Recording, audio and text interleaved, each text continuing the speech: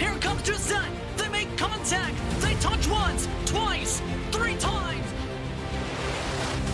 Oh, trouble. Oh, no, Rocky into the wall. Big crash front straightaway. Huge crash coming into the triangle. No, Rocky up and into the air. They're beating and banging. Barr on the bottom. Cosman up top. Cosman, I think. No. Barr by 1/1000th of a second. Joseph, no! At the line, Thunhorse pulls the win out at the stripe! Oh, he saves it! What's going to happen here? Here comes the canvas! Get your foot down! He's got it! He's got it! McCandless is going to win!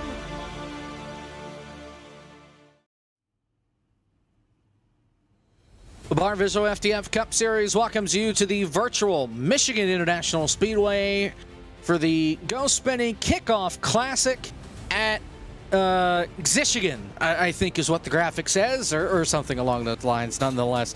Glad to have you with us here on FTF.GG. Jacob Hitz here with you. Caleb Hoffman is currently down at the Infield Care Center after a horrific crash earlier this afternoon. We'll have an update on him in just a little while. Field is rolling, so let's go down through our starting grid for tonight's race from Michigan. Michael Rosero starts on pole position. Brian Mercurio will start on his outside. Then it's Logan Helton and Landon Mills, who did not grid. Interesting. Then it's Dylan Basin. Will Klein did not grid. He'll start from pit road. Graham Bolin, Brandon Cattell, Ryan Doucette, Kevin McAdams rounds out your top 10. Then it's Blake Reynolds, Jordan Worth starting from pit road. Sean Butler, Brandon Hawken, Matt Spalding, Kevin King, Jonathan Oates, Matt Danson, Chris Wetz, and Spencer Ray rounding out the top 20. Then Omar DeGallo, Justin Lisenby, Blake Bryant and Brett Punkari, Nathan Rabideau and Nate Stewart, Alex Kolonix and Seth Noel, Gary Waterworth and Thomas Kohick rounding out the top 30. And then finally, it's Corey Cook 31st, Tyler Landon, Philip McCandless, Jordan Kuntz, Ryan Naraki, Nick Miller, David Cabrera, Jake Pullen, Michael P. Fresh, Robert Dorman the top 40, Cosmin Yoneshu, Lucas Plessel, Andrew Bargo rounding out our field of 43. The college football season doesn't kick off for another 3 weeks, but we're running college football paint schemes tonight here on FTF.GG from Michigan. Michael Rosero and Brian Mercurio on the front row for the restart. Green flag in the air. We are underway from the Irish Hills. Oh, we've got people jumping the start. They're crashing in the back. Caution is out. Nick Miller is in the grass. Philip McCandless is in the grass. The field was not caught up when they came off turn 4. Ryan Nalraki was flying toward the field. He did not lift, and Jake Poulin got into the back of Nick Miller, and him and McCandless go for a slide through the grass, and we don't even make it to the start-finish line, and we're wrecking. Replay. Now there you see Jordan Worth. Had nothing to do with that crash. He sits, he just came off pit road. Same with that 000 of Will Klein. Here we go. All the way in the back. So here comes Nalraki. He's flying up. Not everybody caught up. Poulin's not paying attention. Stomps on the brakes last second. Nalraki barely misses the crash as Miller gets bumped down into McCandless, and they go through a slide in the infield grass. Here it is again. Wise words from Sean Butler. Maybe we should just add an extra pace lap, so that way we don't have the...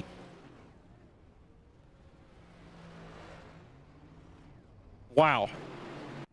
All right, so we're waiting on the pace car. And here it comes, zooming around the outside. And then everybody will get back up to speed. So Rosero is still your leader, with Mercurio in second, Helton third, Basin fourth, Cattell fifth, yada, yada, yada, all the way down through.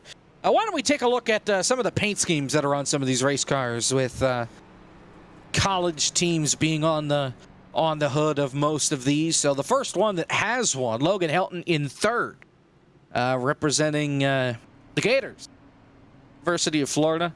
Scrolling down through the rest of the field, all of the Speed Inc. cars are running Hofstra Pride cars tonight.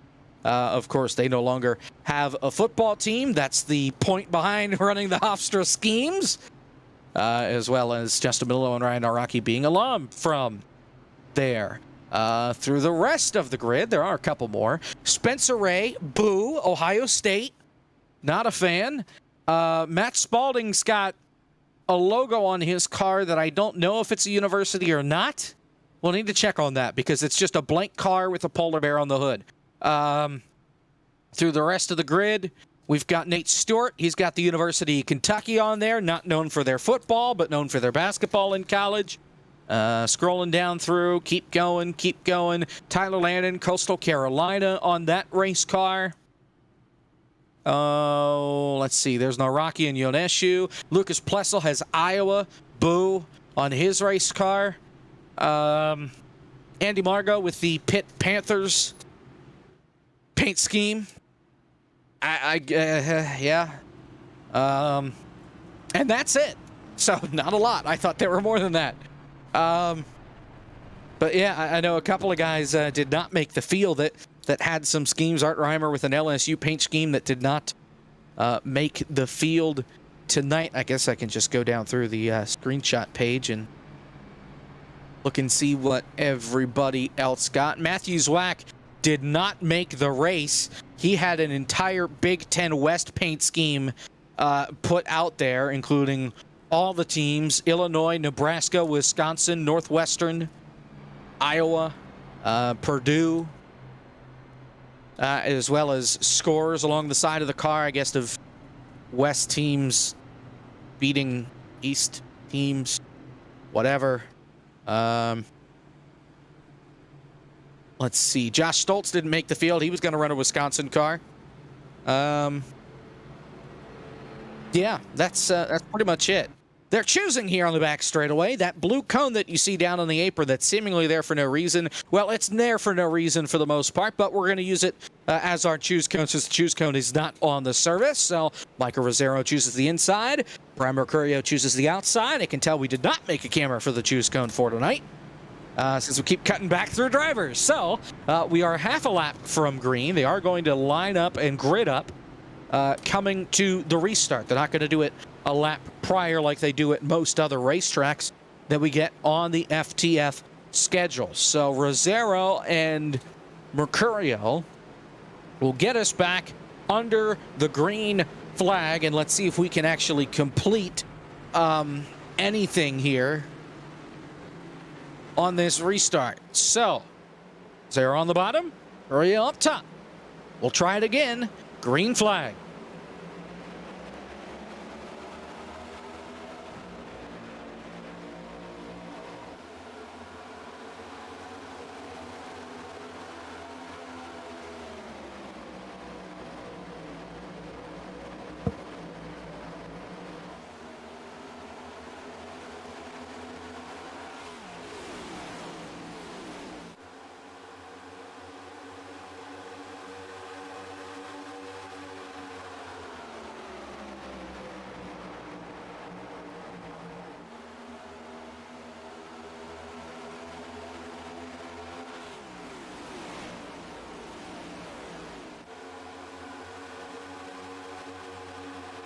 He did it. They completed one lap. Michael Rosero leads that lap under green. He's led all the laps so far. Here comes Dylan Basin underneath Brian Mercurio for second.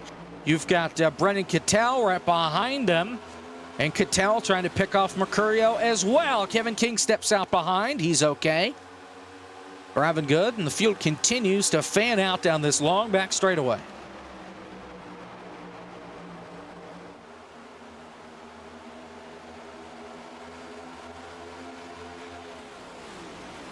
Top 4 have single filed out. Then you've got side by side Logan Helton and Graham Boland. Then 3 wide Hawken, Kevin McAdams, Ryan Doucette, Kevin King. That all sorted itself out. And now it's a choo-choo train up on the top of the racetrack. Very similar, or almost the opposite to what we saw when the trucks came here for the eNASCAR qualifying iRacing series, where instead of being up by the top, they were all trying to line up around the bottom of the racetrack.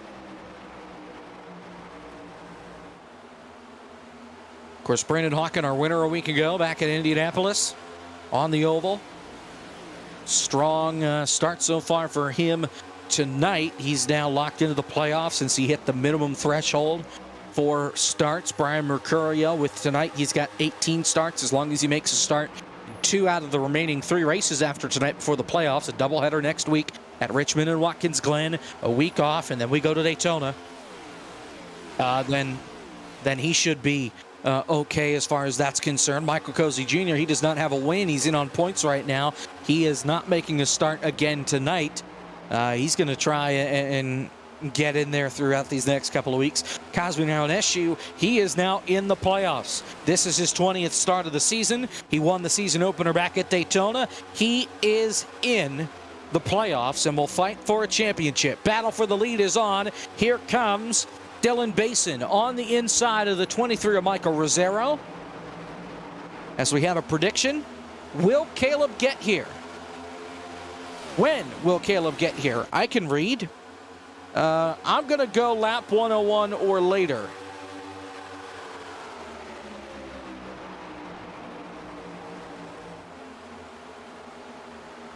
I'm going to use all 25.1 thousand fans that I have. Oh, hold on. That didn't work.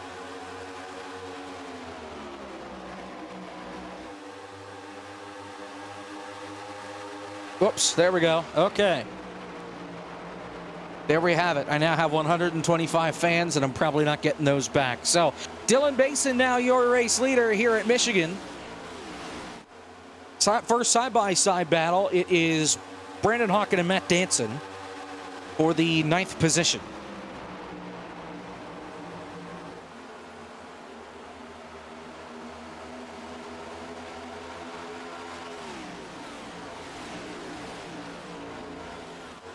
Oh, man, that's Doucette and Hawken battling. Not Hawken. I know who you are, Blake Reynolds. Right in front of these guys.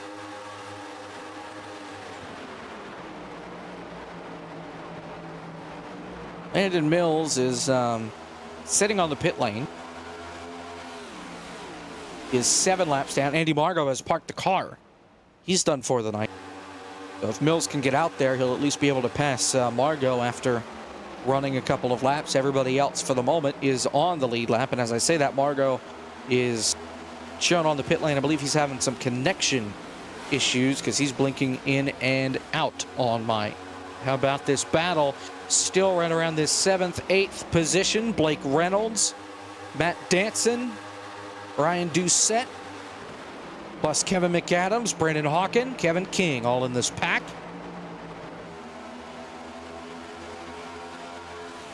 Ten laps are complete. The stages tonight, end of lap 40, end of lap 90, and then we go the distance. So they cannot make it on fuel as far as stages are concerned. They will have to make some sort of pit stop, whether it's under green or under caution, before we get to the end of the stage. Fuel tanks are at 70% capacity. That's why they have to do that. They have 7 tire sets down on pit road for them to use.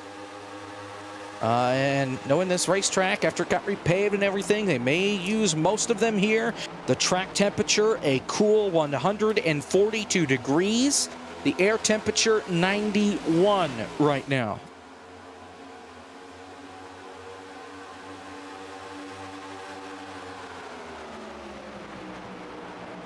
Battle for the lead heating up as Rosero and Mercurio have rebounded and recaught Dylan Basin for the top spot.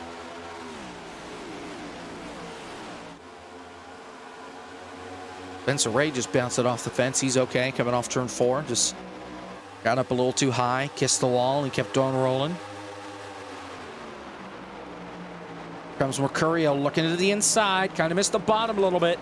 And this is a track where really the bottom isn't quite the fastest way around. You kind of want to be down right around that first seam on the inside, about a lane up. Especially in turns 1 and 2. Turns 3 and 4, you can get a little bit lower. Rosero had a big run. Mercurio is going to pull out a line and try and go on the inside. He washes up the racetrack just a little bit. Fighting for that second position that'll allow Basin to pull away. Got Cattell right behind him, as well as Bolin and Doucette. And no drafting help for Mercurio.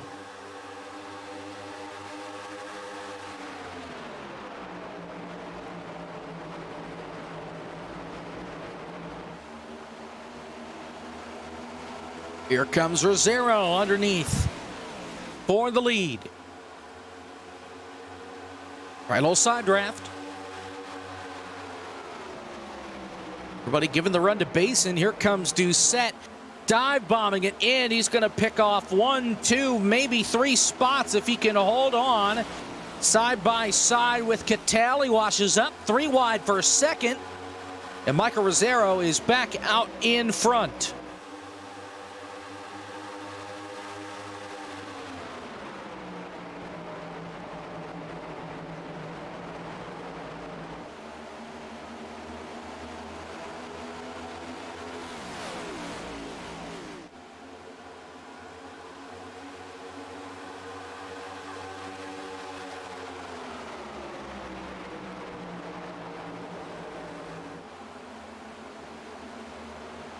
Comes Cattell for the lead.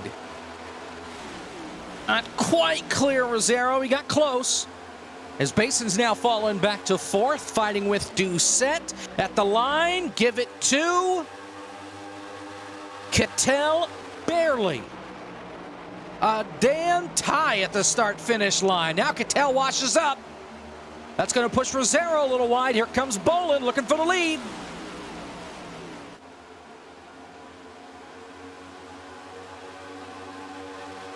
Side by side for the lead, racing like they're at Daytona. Rosero out in front. Cattell holding on to second, has to slide up in front of Bolin. Here comes Doucette down on the bottom.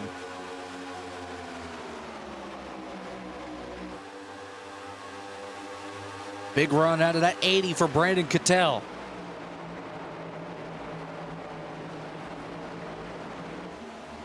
Around the outside, he'll power by that 77 of Doucette.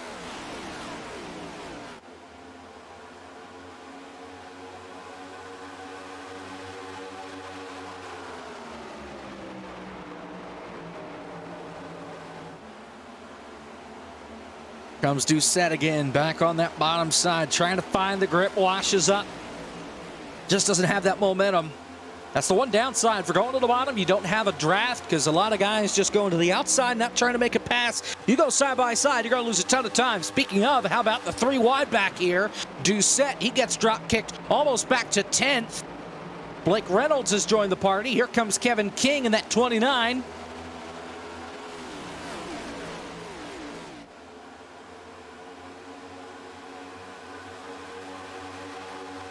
Cattell once again working on Rosero for the lead. Side drafting, throws it into turn number 3, slides up in front of the 23, and he will take position number 1. Brandon Cattell, officially your leader. Here comes Bolin with a run, trying to side draft.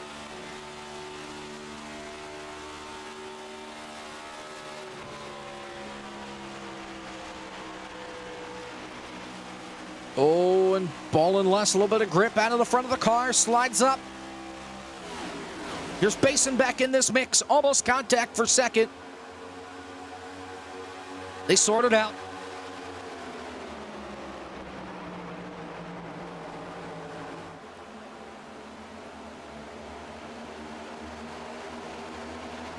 Bolin clear. One in the wall behind him, Doucette.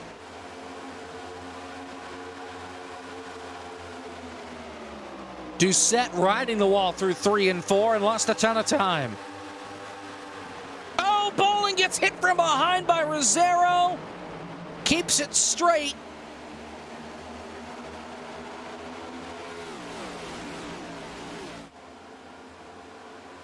Here comes Helton. No, I know who you are.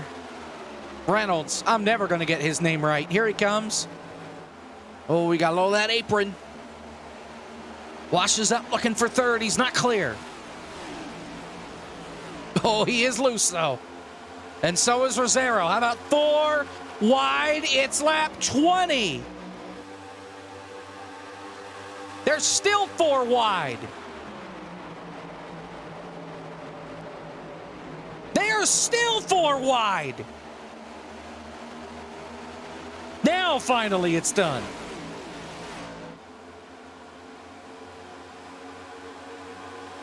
Now they're going to try and sort it out. Basin down on the bottom. Mercurio slides in line. And that is that while Bolin takes the lead.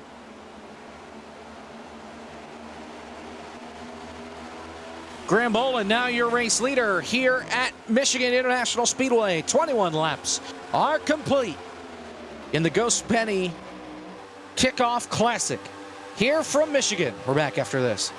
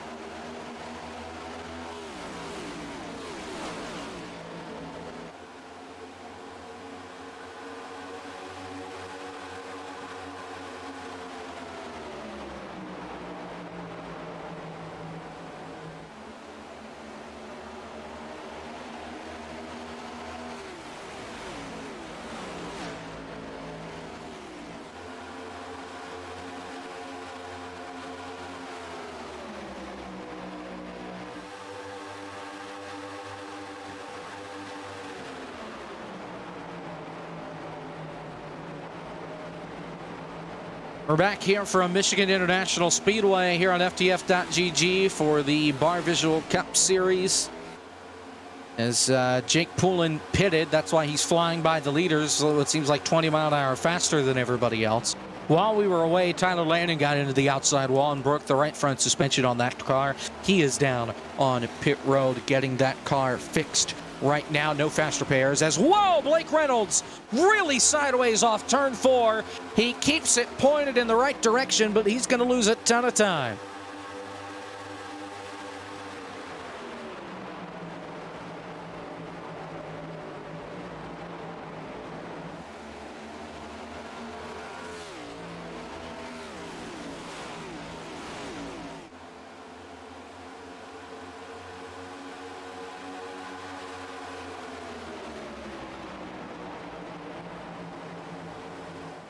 Everybody is now single file for this part. Comes Kevin King. That is for second. Also got a battle right behind them with Hawken and Mercurio. That's for fifth. Make it fourth.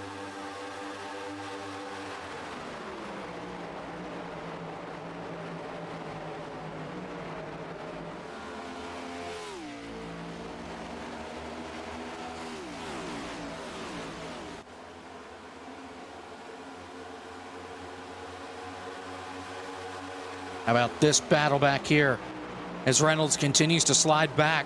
Here comes Omar Diallo on the inside.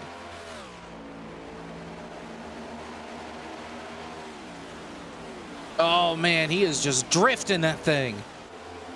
That right rear tire is good as dead right now for Blake Reynolds.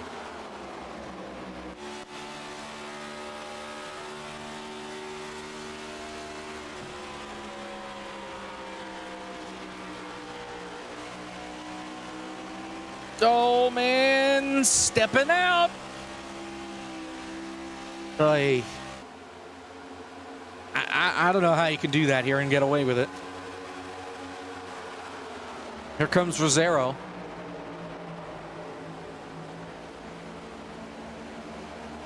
Drive it around the outside. Loose. Loose. Loose. And he saves it. There's Nate Stewart coming onto pit road. Remember, they cannot make it on fuel during this stage, so they will have to pit at some point for fuel. Nate Stewart going to make the call to do it now, as we're 12 laps away from the end of stage number 1. Remember, no cautions at the end of stage. Is trouble into the outside wall. Matt Danson, he gets turned around by Rosero. Everybody scatters to avoid, and they all make it. Matt Danson. Contact between Danson and Rosero to put us under the second caution flag of the night. This time we're actually racing and up to speed with this caution. And this will help everybody make it to the end of the stage and give them a free pit stop. And we'll get a replay. We'll see Rosero get a little loose on the high side. And he'll come down the racetrack and just nowhere to go. Gets into Danson and around he goes. Great job by Kolonix there to get by that 30, coming back down the racetrack. Can't tell much from that angle other than the contact and then the crash. See that 22 come flying by right there. Another angle. See him get loose, come down, and that's where the contact comes from. See Kolonix, whoa! He wasn't the only one that got way down there. That was Spalding as well in that 88. So pits will be open this time by. It'll be a busy place. Everybody, with the exception maybe of Nate Stewart, who was on pit road right before the caution, going to come onto pit road now and take 4 tires and fuel more than likely, unless somebody tries to pull the strategy for the stage win again. Remember, no cautions for stages, so it wouldn't really matter if they decide to pull some strategy. Graham Bolin overshot his box.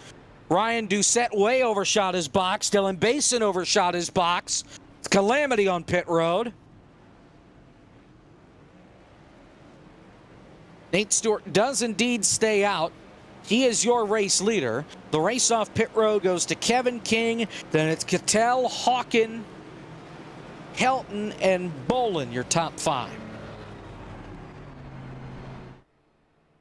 Taking a look at the tires on these cars.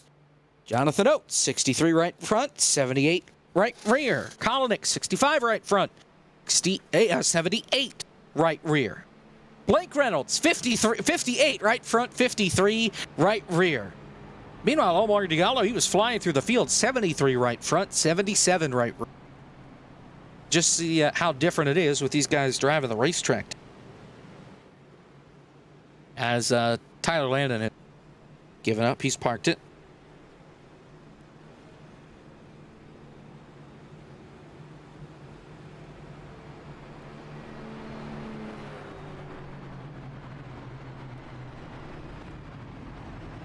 Choosing, believe, coming this time by. But, do you want to go to a break? Guess we'll find out here. We did get one to go. But here then, how we doing? I don't know where Landon Mills is going. Other than to the back.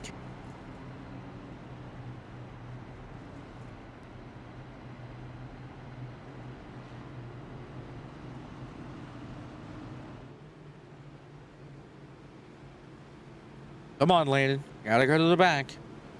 Lap car's gotta go to the back for the choose. Remember, Nate Stewart stayed out. Nate Stewart gonna take the outside line for this restart. Mills, by the way, is only 20 laps down.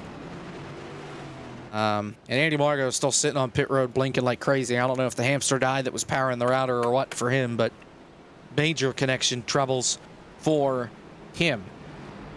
So Nate Stewart will get a restart here with 8 laps to go in stage number 1. We do not get a caution at the end of the stage. So see how this strategy plays out for him.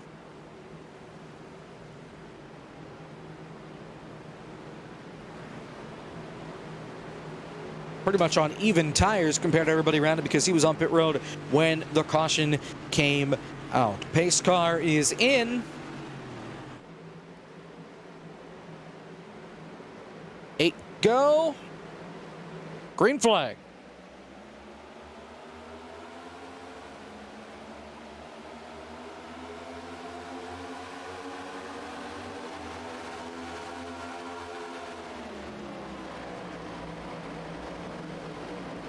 Side by side for second. Kevin King on the inside, Brandon Cattell on the outside. They wash up, almost make contact. Here comes Brandon Hawken, the winner from a week ago.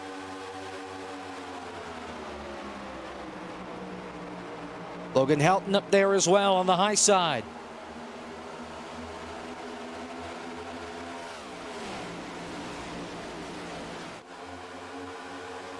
Nate Stewart remaining out in front.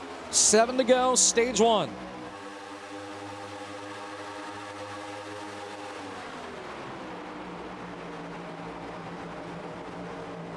For those of you that picked lap 20, as far as Caleb getting here on time, you're wrong. I don't think anybody picked it, but if you did, you're wrong. Cool, I'm the only one that voted. All right, well then just give me the money now. Let's take it back as a refund. 6 to go this time by, and Cattell is starting to reel in Nate Stewart slowly but surely.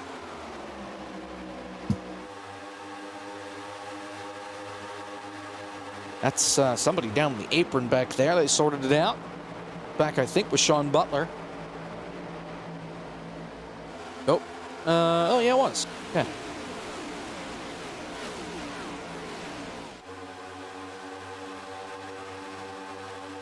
So Stewart, Cattell, Helton, your top 3, then King and Hawken in 4th and 5th. And they're battling hard with Mercurio right now to stay in that top 5. Coming to 5 to go in stage 1.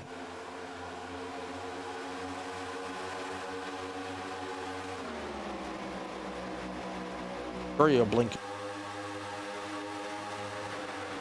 We are in the buffer zone for stage number 1.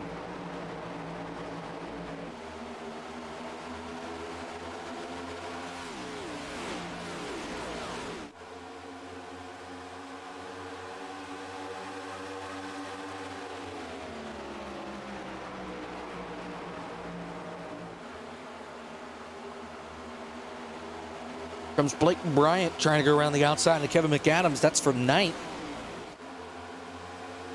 Got Reynolds right there as well.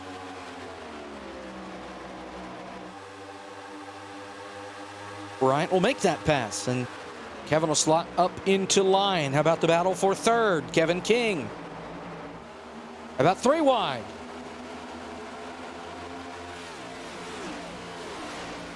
Jonathan Oates is getting mad at people. Back in the 20th spot, back with Omar Diallo. They're 3x3 back there.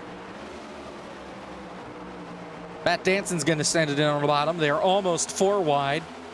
And Sean's about to get put in the wall. We're good. Nick Miller lifted. 3 to go.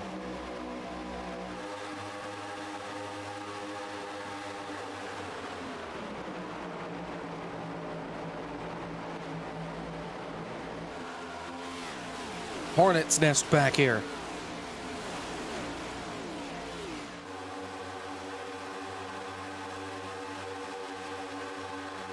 Set pulls out of line and trying to get back in line.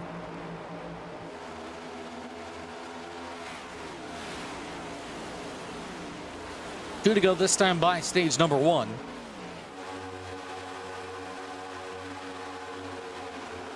Stewart still leading.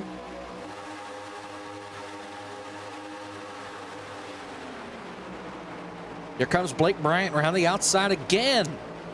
He's got something. Gets by Mercurio. He's going to try and pick off that Florida man. Logan Helton. Coming to 1 lap to go, stage 1.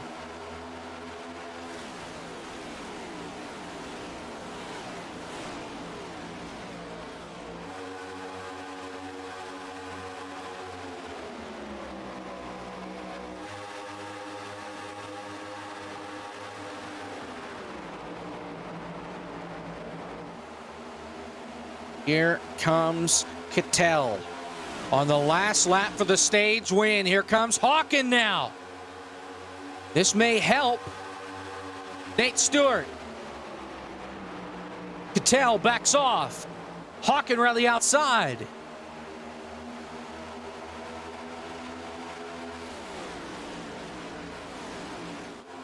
Nate Stewart wins stage 1. Hawkins second, then Cattell, King, Bryant, Mercurio, Helton, Basin, Bolin, Spalding, your top 10 here at Michigan. We'll step aside. We'll go to a break. It's Nate Stewart, your leader.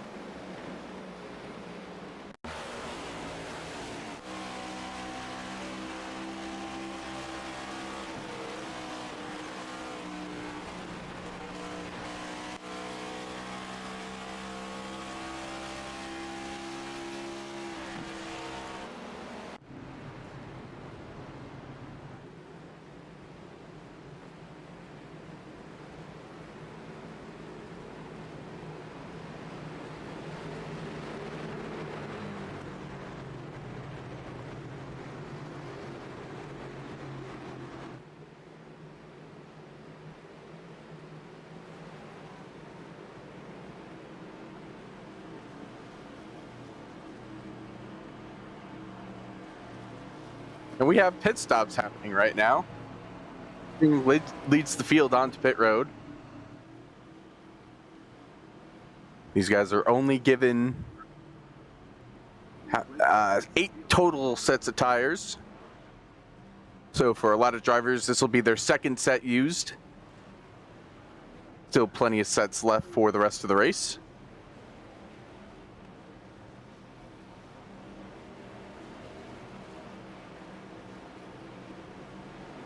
And Kevin King wins the race off of pit road. Jake Poulin has stayed out.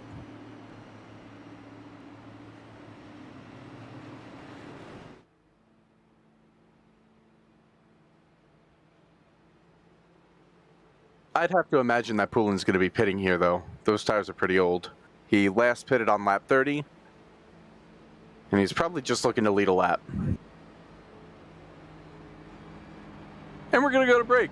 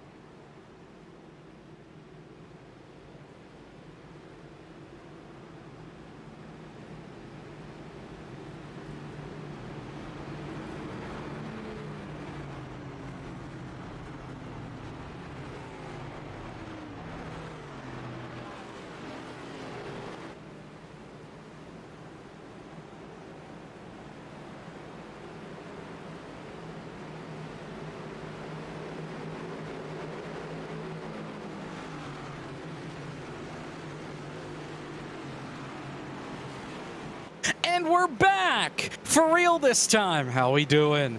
All right, so I'm following Nate Stewart, and he's not in the lead. How about Graham Bolin and Kevin King for this restart? 59 laps complete. Green flag back in the air after the trouble involving Jordan Worth, a couple of others that put us under this third caution flag. We're back under green. Just about 20 laps through stage number 2. Couple of guys getting loose here coming out of turn 1. Blake Bryant, Nate Stewart. Holding on. And now for the lead, here comes Graham Bolin on the inside.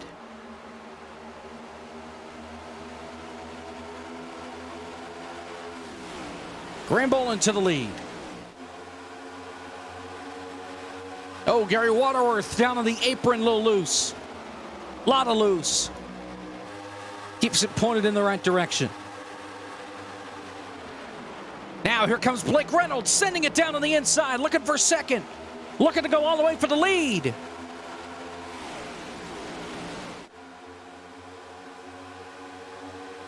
Couldn't do it, has to fall in line to third.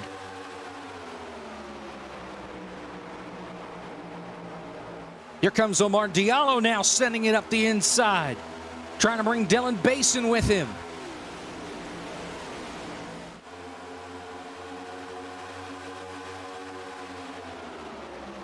It's a hornet's nest up here at the front of the pack.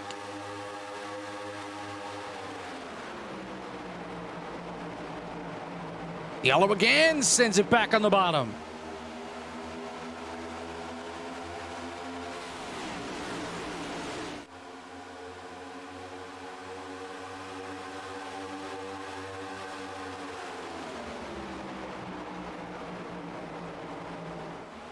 comes King, looking for the lead. Not quite going to be able to get there.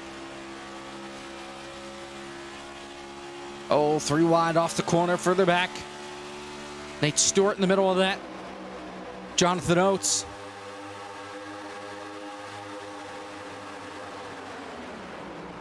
Looks like they sorted it out for now.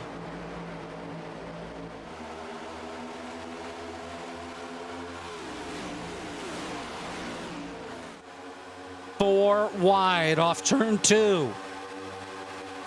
They sort it back down to 3, and now 2 wide, headed to 3. So they get it figured out.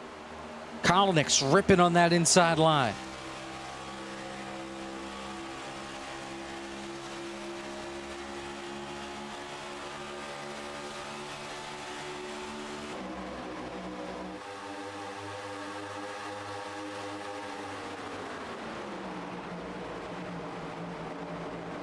For the lead on the outside is King. On the inside is Bolin.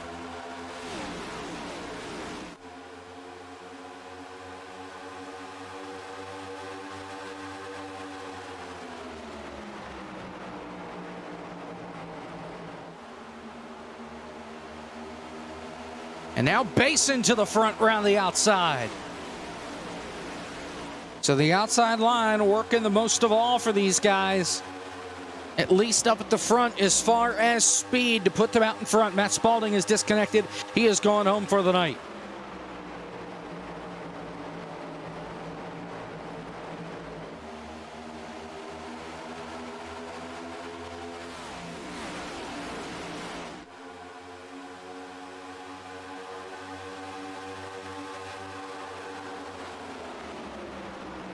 Here's Basin to the bottom.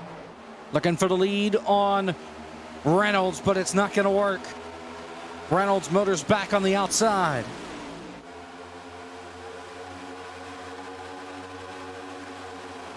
Three and 4 wide, staggered back behind him. They are 4 wide. Gary Waterworth. They back out of it. Got Sean Butler trying to rip the bottom in that 32.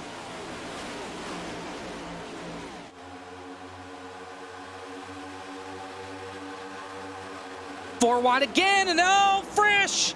Oh, look out! There goes Frisch around. Back into traffic. Nate Stewart. Big crash, turn 3. Will Klein involved. Thomas Kohick involved. Justin Lisenby. Caution's back out.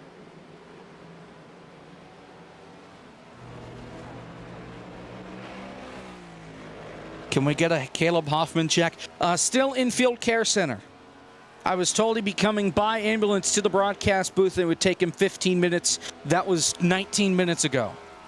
So, I don't know. Here's the replay. 4 wide, and I don't believe Frisch knew he was 4 wide.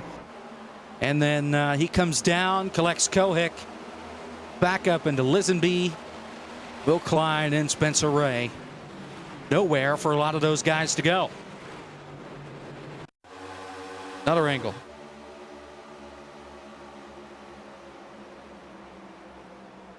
Matt Danson almost piled it on in there, but he was able to hang on. Who was that pink car on the outside? Was that Jonathan Oates that managed to escape on that top side? Yes, it was. Around aboard with Lisenby. He actually gets into the back of Oates first and then gets collected right at the very end. Meanwhile, pit stops now for the leaders.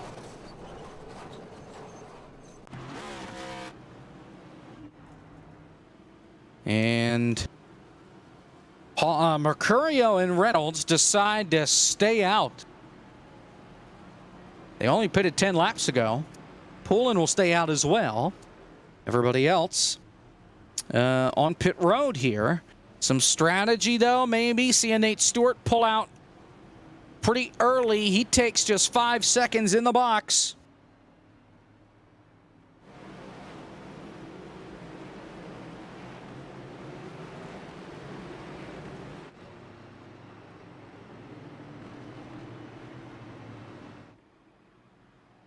So this will be interesting here as far as strategy is concerned.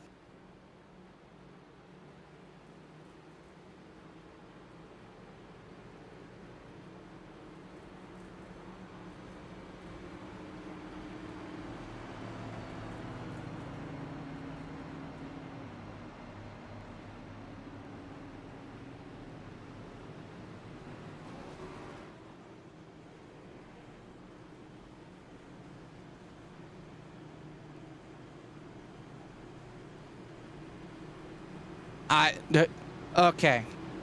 I don't. Nobody who cares is watching this, but if NASCAR could not try and give me a heart attack with their tweet about post-race inspection, that'd be great. If he cleared inspection, don't make a big deal out of it. Because when you see news and post-race inspection in the same line, you assume Kevin Harvick got penalized, but he didn't. Stop doing that. Trying to kill me.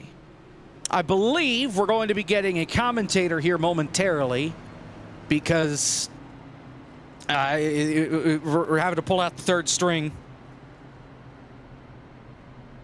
Perhaps, potentially. We're working on it. We'll be getting one to green this time.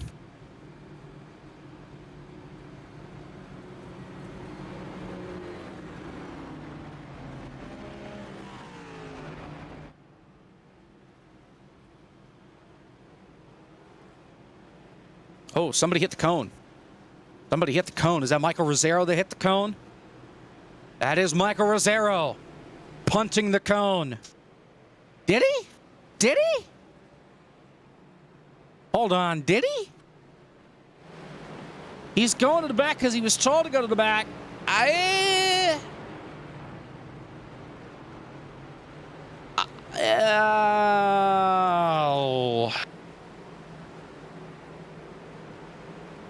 Okay, so his car just went through it. He didn't actually, it didn't move, but he did indeed hit it. All right. Blake Reynolds and Jake Poulin on the front row for this restart. Let's see what happens. Green flag, back of the amber, back rolling. Here from Michigan. And Reynolds with a great start.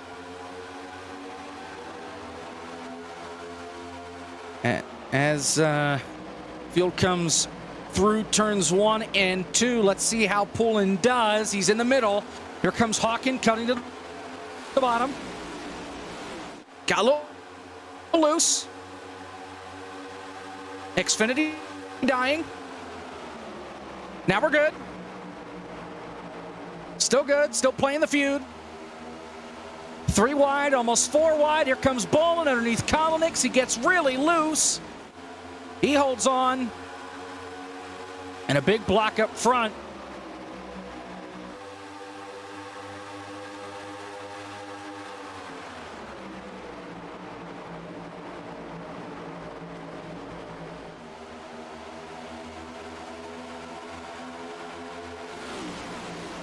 Hello, it's me, Caleb Hoffman. Wide for the lead. Yeah, there we go. I was going to say, whenever you're ready, I'll throw it to you. Gavin Cornelius joins the program as our color commentator at this point in time here in stage 2 and 4 wide for third. So here's the deal. Caleb was assigned to be Travis Brown's personal photographer down at Hickory Motor Speedway on Saturday when he made his late model debut. The race ended after 20 laps for Travis because of some mechanical issues. Yeah, the oil pan came off the car. It was bottoming out the whole night. But nonetheless, Caleb, instead of coming home, at a reasonable time, stayed down there today. They're 4 wide again. He stayed down in Hickory, stayed down in the Charlotte area, and they went go-kart racing. Yeah, that's Garrett Smithley. Appreciate the photo. He wrecked. Him and Spencer Preet went at it a couple of times, and Caleb got the short end of the stick. And Blake Bryant just got the short end of the stick right now. He just got drop kicked way back down the order as they're 3 and 4 wide still up here at the front of the field. This is wild stuff.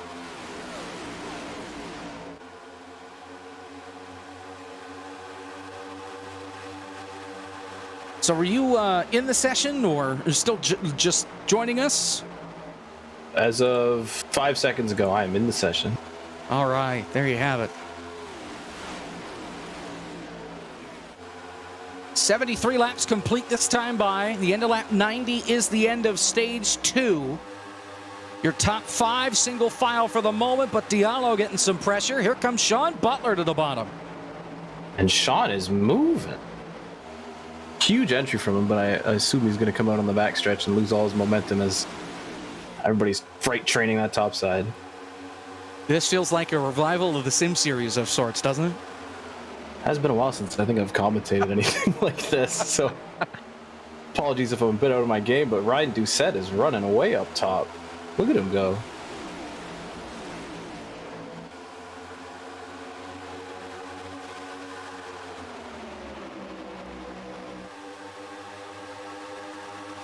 So Bolin out in front, Basin in second. Basically, no real surprise. I think the biggest surprise is that 32 up inside the top 5. Here comes Logan Helton around the top 3 wide for second.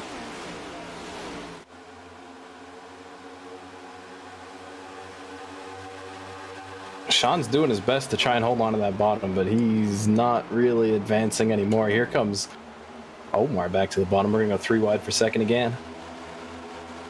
Got Sean just kind of waiting in the wings for something to happen with these guys further back. They're 3, now 4 wide coming down the front straightaway. Rosero in the middle of it.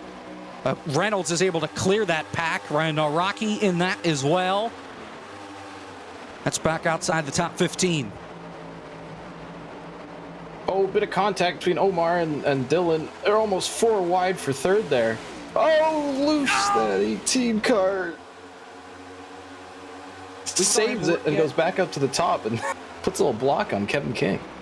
We saw him get loose earlier on in this race, but his tire wear wasn't all that bad. He was just mad fast early on. Maybe not helping that right rear out a little bit, but he's going to hold on to 4th, and Sean's going to try and get by him here on the bottom, but it's tough to pass down there when you don't have a lot of drafting help. Forward again. Oh, bit of contact between Noel and Waterworth. Or Noel, or whoever it is. But they're still going. Seth Noel. They made it work. I know who you are. You know who people are. I don't know who anyone is. Well, I know who people are, and I still don't get it right sometimes, so don't worry. I think I've called Blake Reynolds 4 different names tonight. Are we out in front? Are we expecting Caleb to show up in the booth at some point here? The initial ETA was 8 o'clock his time, which is 9 o'clock East Coast time. Which is 27 minutes ago. Right, and then it got moved to, okay, I'll be there at 7:30, 8:30 Eastern, or maybe 8:45 Eastern. And then right at the top of the hour after I had to step away, he said, I'll be there in 15 minutes. Well, that was a half hour ago. So I got nothing. Side by side for the lead again. Grant Bolin to the inside, and he's going to clear Helton.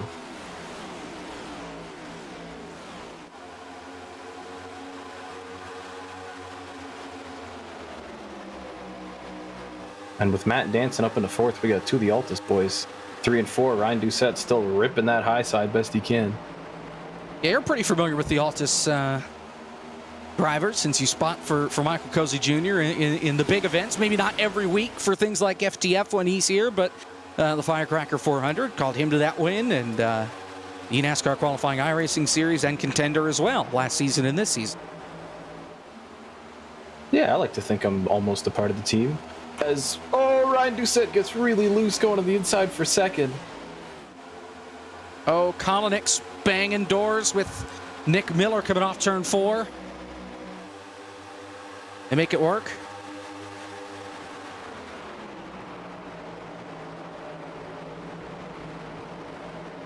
That little slip up from Ryan has allowed Kevin King to pull up into 3rd place. He's closing on Helton for 2nd. Oh, and Sean really stepped out coming out of turn 2. That's going to open the door for Diallo on the bottom.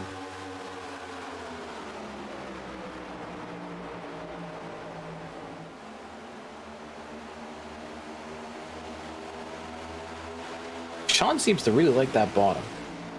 I feel like we so often have a big old train of cars in the top, and Sean's getting as low as he can. It's where the speed is on entry, but on exit, you just get blown by the guys that are on the outside line.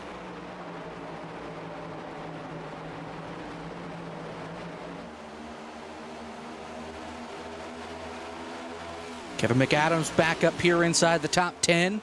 He got shuffled back early on, but we're inside 10 laps to go in stage number 2, and he has emerged himself back into the top 10, as well as Brandon Hawken and Brandon Cattell back up here. He's in 11th.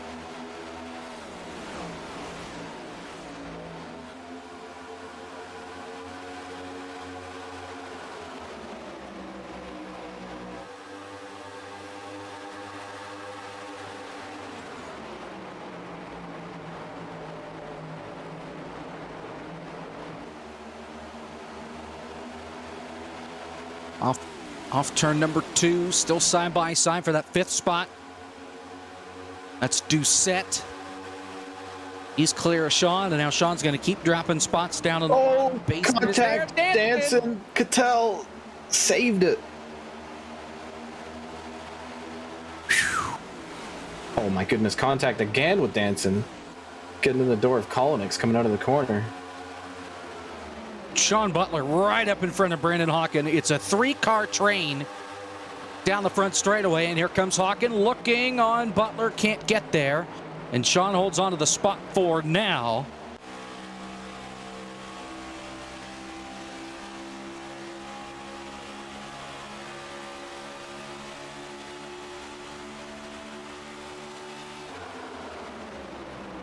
Danson gonna down on the ball. Nick Miller. How are these guys saving it? This is blowing my mind. I feel like they've wrecked 5 times. May not be done.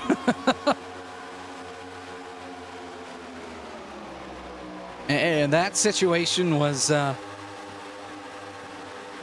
Miller coming down to try and make the corner. Michaelis hadn't quite turned in yet for the corner. And that's where that contact came from, as here's Omar all over the back bumper of Logan Helton, trying to get him a little bit loose, looking for 3rd. And he's going to get a push from Sean Butler on the backstretch. You can get drafting help on the bottom, especially on the straightaways. You'll be able to make them work, but as soon as that help is gone, you're in trouble. Speaking of trouble, up the hill goes Sean. Sean getting really tight mid-corner, somehow keeps it off of Logan Helton. And that's going to allow Brandon Hawken to try and rip around the top, but not enough momentum. And Kevin. And here comes Basin. Like, once you lose that help on the bottom, you are in trouble.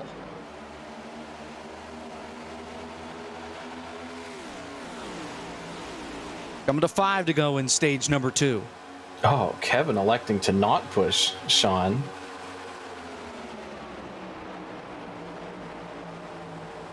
And Sean's still a bit lonely on the bottom. Keep in mind, those two made the trip to Hickory. They're here tonight.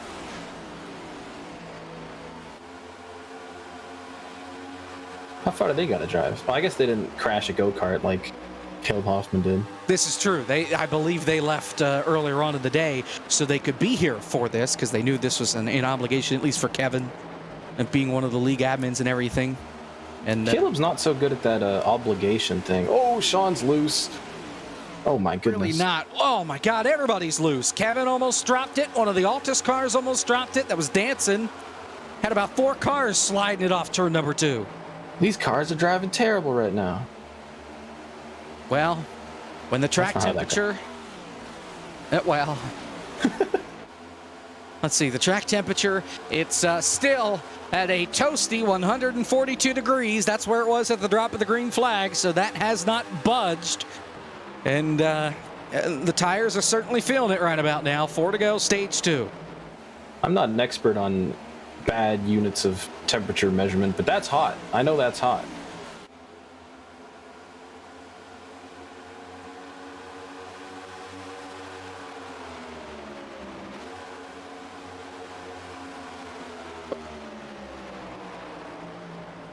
That's 61 degrees Celsius for those of you. Oh my, that is really hot. Okay. Yep. Oh, Noah got into Kolonix. Kolonix gave him a little boot coming off the corner and said, hey, buddy, I don't appreciate that. Yeah, Collins has been beaten up a little bit back there. He got squeezed 3 wide earlier.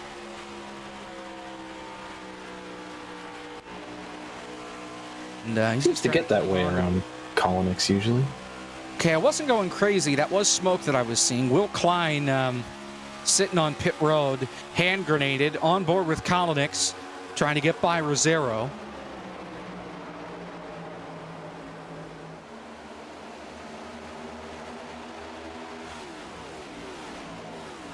Able to pull up next to him, but Rosero's going to get pulled around the top here. Oh, they were both getting sideways coming out of turn 4 there. It's not easy driving these race cars. There's really no arguing about that for many of these guys. Dylan Basin taking over P5, and he is loose trying to hold on with the run off turn 2.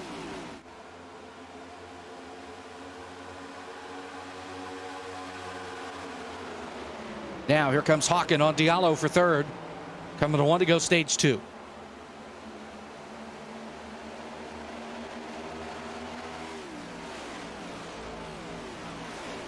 And they do that thing here where they don't stop the race for stages, right? Correct. So when the stage ends, we keep on racing like nothing even happened. I like that. Yeah. Cool.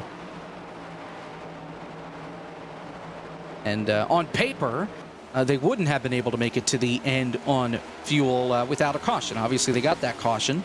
So they're able to make it the distance here, but they'll need to pit more than likely twice to make it to the end from this point. We're on the last lap of stage 2. Graham Bolin, your leader. Kevin King, he's just going to ride right in line, coming through 3 and 4. And coming off turn 4, Graham Bolin is going to go head and win stage number 2.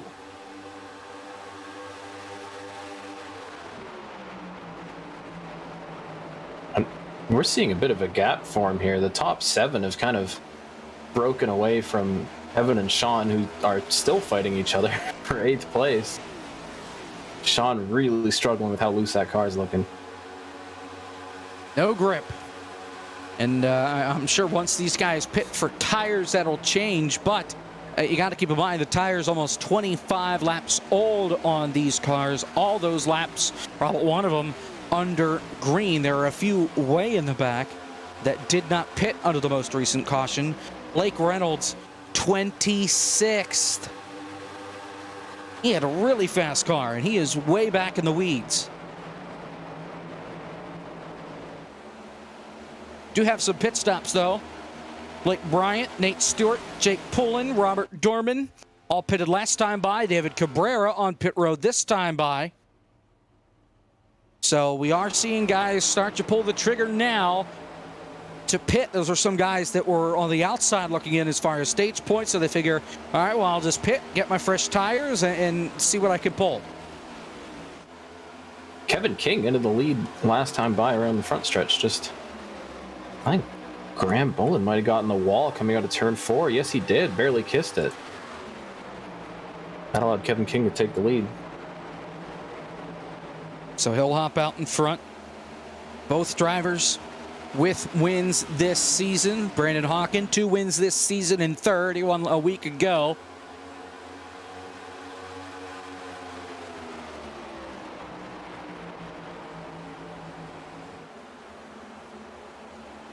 All right, so Blake Reynolds is going to pull the trigger. He's going to pit this time. Here he is, way back in traffic. And no grip, especially on that right rear, I'm sure. We know he cooked his right rear tire earlier on in this race in the last run. Did he make it to pit road speed? Yeah, he did.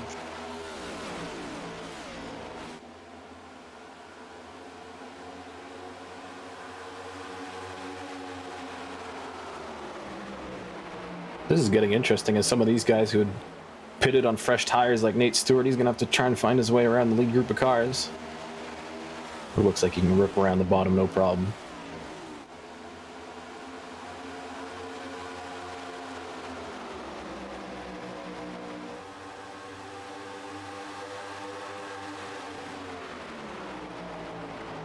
let's step aside as, Nate Stewart. Fresh tires, what can they do for you? Well, you can just fly by the leaders, right like that. Kevin King is your race leader. 55 laps to go this time by here from Michigan. We'll step aside. We're in stage number 3. Kevin King's your leader.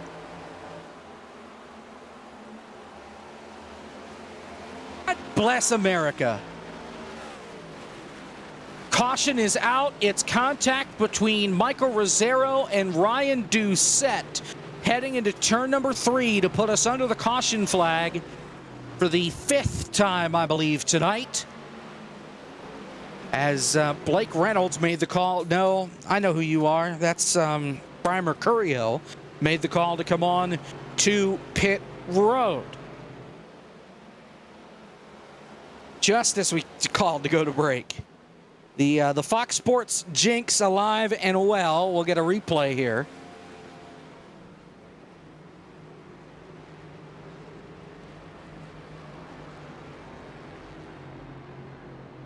Perhaps. Here it is. Right there. Oh, not clear.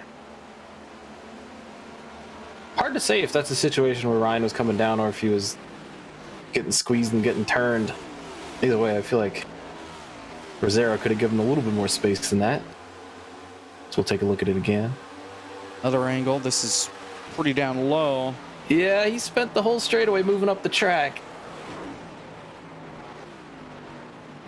Fortunate for Kolinick, just had nowhere to go. He was stuck on the high side. Yeah, I heard him come over the radio first, and I thought, nah, he's just... that's not a wreck. That's not a wreck. Well, it was a wreck. So pit road's open. That's Ryan Nalraki staying out. Now, I would imagine he's just going to lead a lap and then pit. He's on 30-lap-old tires. There's no way staying out here will work for him. Everybody else on pit road except for Mercurio. Remember, he just pitted right before the caution, so he will be your race leader, I do believe. Ryan Doucette has been black flagged. That's interesting. Can we bring up Mr. Melillo? I heard something about an intentional wreck, and I'd like to completely get a grip on this. It sounds like that might be the deal here with Doucette, that might have been intentional.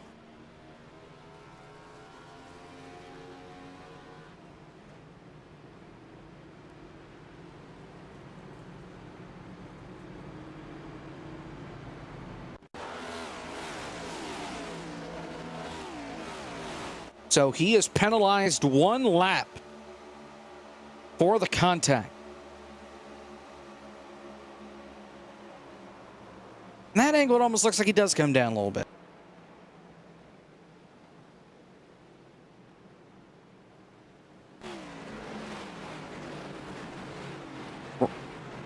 Ryan Doucette is not the... Does he come back and give him some... Oh, yeah. That'll be it.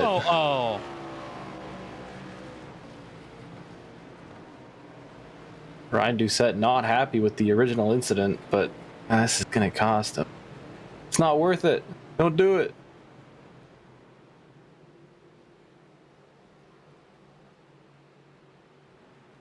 Oh, right here. Bam. Oh, you can't do that.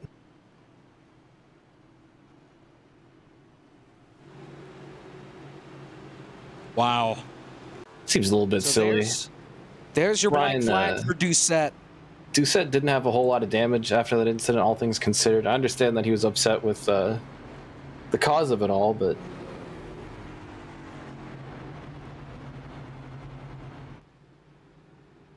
That is, yeah, well... Rosero on pole, Doucette fast car. I can understand the frustration, but just got to keep that in check sometimes.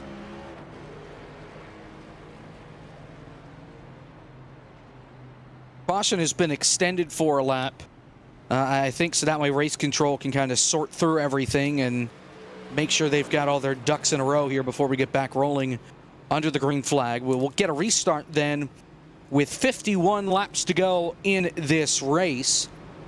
for the other person that put a bet in on whether or not Caleb Hoffman would make it, like at all, as far as laps are concerned, we are 3 laps away from that window closing and him not making it until that lap 101 or later mark. So, to the one other person that joined me in putting fans down for that, congratulations, you may have just won.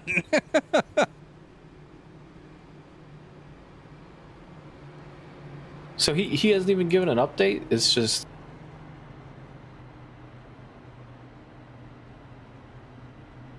He told me 15 minutes, 46 minutes ago.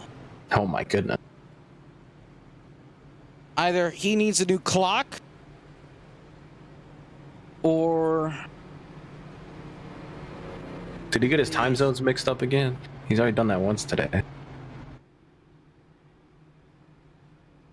He does it every week. Wasn't there a week that he missed the start of FTF by it, or no, it was Road to Pro by an hour because he thought it was, or almost missed a Road to Pro race because he couldn't figure out the time zone difference. Oh my, well, these things happen. So we are extending this caution again because it sounds like Ryan Doucette passed the lap cars.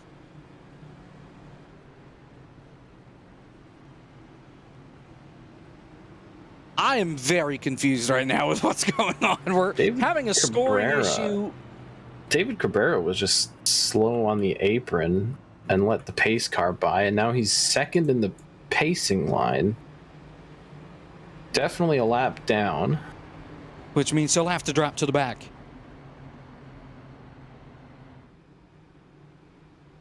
He says he does what the sim tells him. So once again, Cabrera's going to go to the back. Mercurio is your race leader. He is on the lead lap. Blake Bryant is the lucky dog, so he has to start tail end.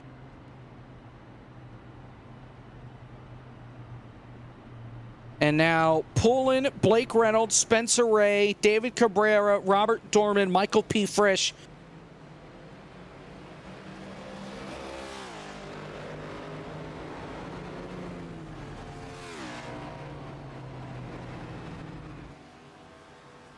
Okay, so the scoring messed up and put Mercurio ahead of these guys that are getting waved around when they should have been eligible for the wave around.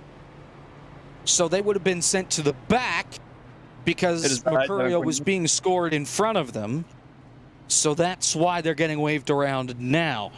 So they will restart tail end a lap back from everybody else. So they're back on the lead lap or closer to being back on the lead lap. I know it makes absolutely no sense. That's just what I understand it as. That's where we're at right now. Caleb Hoffman has finally left the infield care center. Davin's with him. Caleb Hoffman, I from my understanding, about 50 minutes ago, you said you would be home in 15 minutes. Now, I'm not a mathematic genius, but I understand there may have been some downtime where you were missing, basically. What's going on? So, to preface, a few weeks ago, I was in a minor car accident involving my Toyota Prius. So this weekend, I did not feel comfortable driving the Toyota Prius the 500 miles over to Hickory because it was giving me some issues. So we had to borrow a car that I thought I was going to be able to come home and broadcast before I returned, but I got a text when I was about 10 minutes out saying I need the car back now. So I had to drive across town and give that car back and get the old Prius and then drive back here, which was an extra 40 minutes about. So, but we're here. We're vibing. I was watching the broadcast. We were having a good time. Can I also get an update on your injuries post-crash? I understand you were involved in a pretty horrific go-kart crash earlier today. Yeah, so I wish we had cams up because I have 2 scrapes on my knees and elbows. Both they're All right, hold on. We're getting it. We'll get it here. We are coming to green, so it'll be delayed a little bit, but under the next caution, we'll be able to examine Caleb Hoffman's injuries that he acquired in this devastating crash earlier on the night. A devastating crash it was. Caleb, all right. Since you showed up after lap 101, that means that you did not make it until lap 101 or later. So congratulations to the other person that guessed correctly with me on when Caleb would show up to the broadcast. I just got 25,000 channel points. I started with 25,000 channel points. We're back to green, and oh my, somebody way off the pace on the bottom. Seth Knoll backing up this inside line. Well, it's been fun playing interim Caleb Hoffman, but since the actual one has finally made it, we'll be seeing you. Well, David, thanks for the time, and you're welcome back anytime. Thanks for being here. Yeah, it was fun. Enjoy the show. You have it. Davin Cornelius, our temporary fill-in broadcast analyst guy, and Caleb will get back up here, and we'll get to work as the field rockets back through 1 and 2. Here comes Cattell around the outside of Kevin King for third. Right now, see him still fanning out on the backstretch. I mean, that's been kind of commonplace today. And now Basin still to the inside. For the back, Diallo trying to clear Hawken, and he does.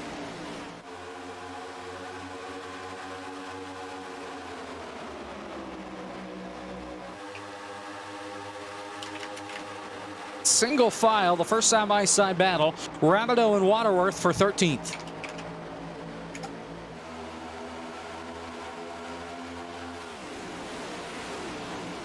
And right now, strong run for Omar Diallo today.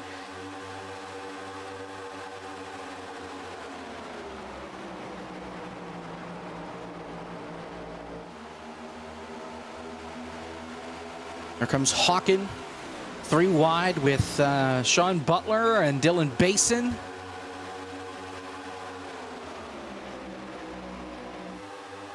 Right now, starting to single file out just a little bit. As soon as I say that, you see that was Cattell peeking out just a little. He's actually going to make a pass on Graham Boland for second. Well, now, hold on a second. Ryan Doucette was penalized a lap. He is on the lead lap. He was a lap ahead.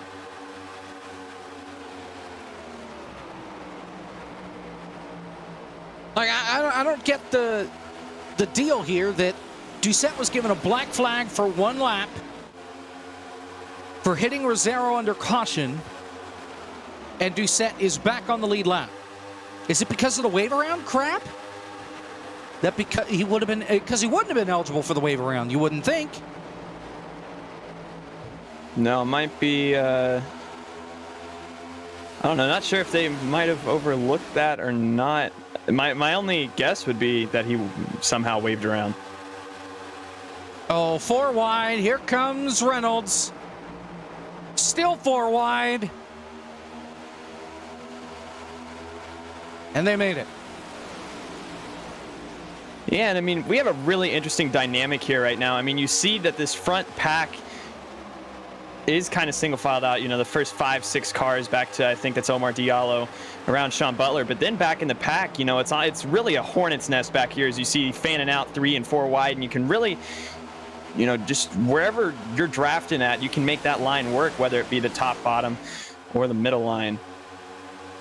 Or the lead. Well, Mercurio was going to try it, but he loses too much time.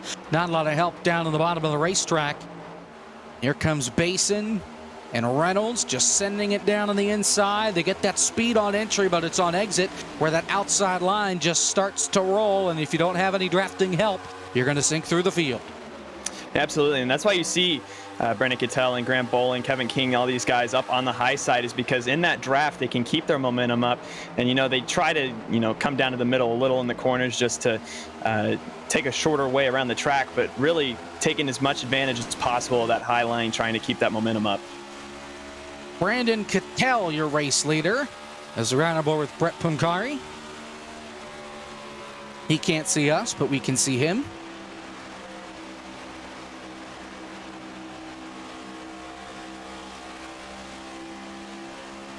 Oh my gosh. 3 and 4 wide through this pack. 42 laps to go here from Michigan. And it is really spicing up here at the front as they are almost making contact. Omar Diallo 4 wide. Sean roars by on the outside. Here comes Bolin looking back for the lead.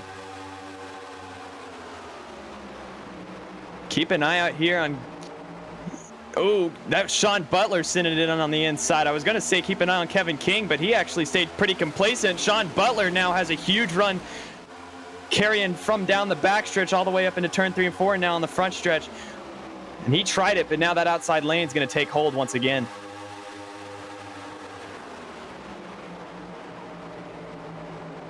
And everybody just kind of stops on that outside line getting in. And then they get a just shot out of a cannon coming off the corners. Sean slides into P4. Basin stuck all the way down there on the bottom, 3 wide. Yeah, that's really not where you want to be, especially when you have almost 4 or 5 wide going up above you. You got to hold that line as well as you can. Somehow they stay clean. Let's keep it green. My goodness, that was a close call. I mean, that was very dangerous. And I mean, look at this pack right now. I mean, doesn't feel like Michigan at all. Reminds me of, 2012 Talladega, the way they're all packed up together in the middle right here. I mean, this is really something.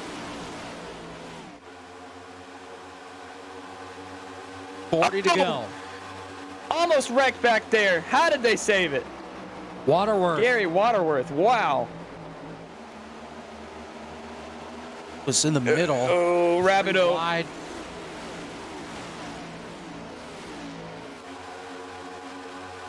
This kind of allows that pack to spread out a little bit, not as accordion together. That's what they needed. Yeah, but still double wide throughout the pack. Absolutely. Use this time to catch your breath. My goodness. I mean, being so close together like that, and you can see that some of these cars on the bottom will start to wash up, and it's just when you're in that pack like that, it's so stressful. I can't imagine being that car on the bottom, just, trying to lift, and then, the car still not turning. Just absolutely terrifying. You even saw Brian Mercurio right there, who we're now on board with, got really sideways on the backstretch. I mean, these cars are a handful, and that's honestly what's so fun about this car track combo with these next gen cars is it can be a pack-esque race, but handling is still such a big deal, so important that it's really a mix, a best of both worlds for these cars.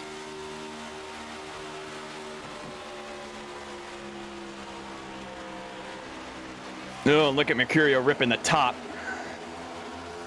Top side's really where you want to be. Even if it wears your tires a little bit more, you want to be on that outside, especially when you've got drafting help. You'll get by the guys on the bottom, but then in order to pass them, you either have to go higher up toward the outside wall or lower and hope you have some friends that'll go with you. That's why it's so difficult to pass here. Absolutely, and I mean, seeing how high some of these guys are, there's a sixth sense associated with it almost. I mean, you just got to be able to really feel the car and make sure that you don't, because even the slightest throttle input that goes overboard is going to send you up into the wall, and you're going to have a significant amount of damage. So just the feeling that you have to have with that race car to run all the way up there it's really insane and really impressive.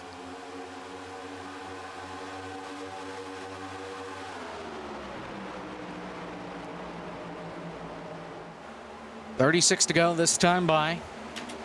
First side-by-side battle on the racetrack. We'll look out. Jonathan Oates sliding up a little bit.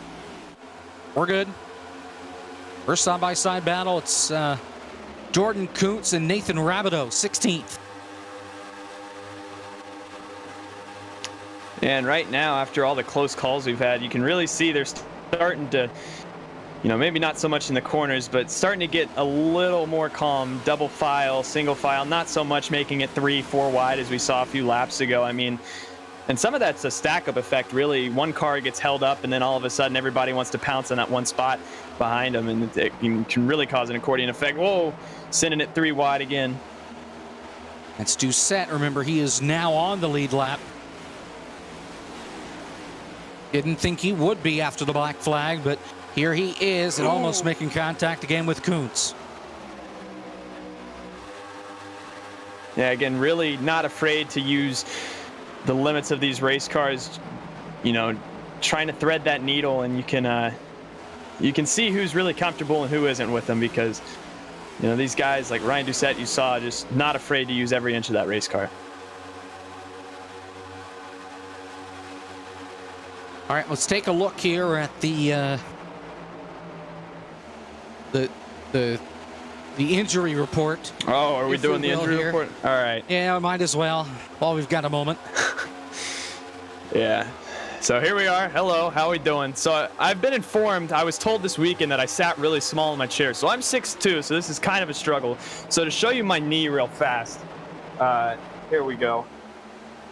You can... Wow. It's a leg, ladies and gentlemen. Oh, trouble. big trouble. Hold Problems. All right, implications. We'll work on it. We'll try and get that feed back up. Feed is coming, my friends. That was my fault. My camera came unplugged somehow. These things happen, I guess. Well, you know what they say.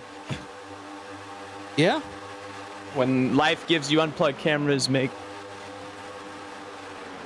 TV broadcast. There you have it. There you have it. Well, all we got is OBS virtual camera right now, so we'll wait on the injury report.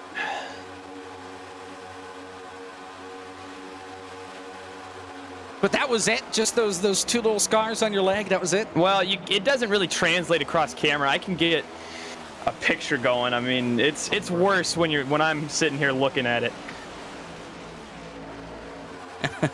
All right, Zach, our producer, doesn't really believe me, but that's his problem. There's no voice there. Why are you talking to yourself? For the lead, here comes Cattell. And you see Graham actually would be interested to see if he tries to attempt a crossover here to suck up to the inside. Looks like he's going to sit there right now, just bide his time. 32 to go. He's afforded that time right now. And Kevin King, you know, if you're that 29 car, you can see he's sending it to the inside, trying to make up as much ground as possible. If you're Kevin King right now, you want Graham Bolin and Brandon Cattell to get side by side and stay there as long as possible. It'll give you a chance to get back up there as well. Back up Mercurio. Road cycle might be open. Blake Bryant, Jake Pullen coming onto pit road. They can make it here to the end on fuel if they pit here. And that might be the call for everybody else in these next couple of laps to come onto pit road. That puts the focus on green flag pit stops, not screwing up entry or exit, and hoping we don't see a yellow flag in the middle of green flag stops like we have these last couple of attempts. Yeah, I mean, and honestly, if I'm one of these cars that, you know, has a little bit of extra room, a wiggle room with, you know, fuel, I'm honestly just trying to stay out as long as possible because, you know, at some point you're kind of expecting something to go wrong. You know, there's so many variables to factor in when you're trying to slow down with cars all around you, getting onto pit road. So, I mean, if I'm one of these Diallo guys... almost made contact with Logan Helton coming off turn 2. That was very close. And check out Nick Miller. We'll see if he has anything. No. McCandless going under McAdams there. That's for P8. Fall back in line. Whoa! Brian Mercurio, big move.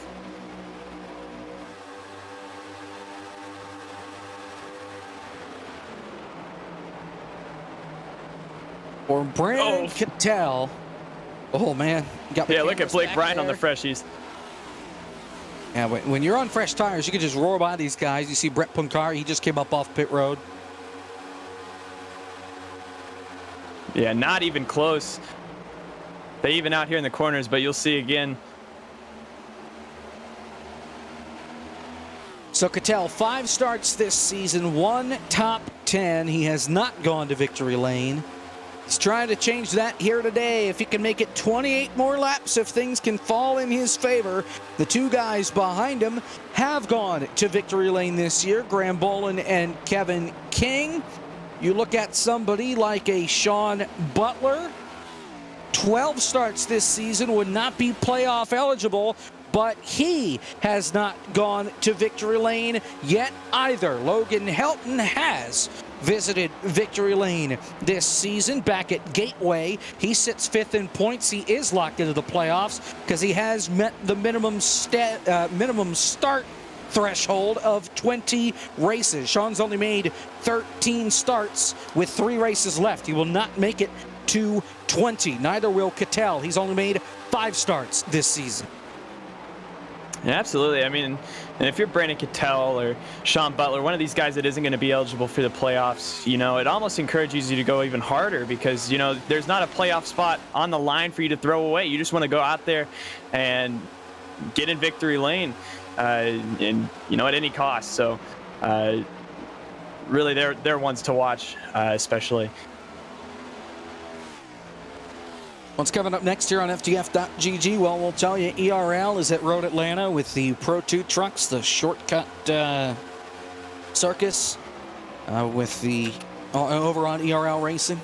That's Wednesday at 7:30 Eastern. On Thursday night at 8:30, it's SimCar Round 1 from the Daytona International Speedway with the LMP2s and the GT3s. And then next week, it's a doubleheader for the Barr Visual FTF Cup Series.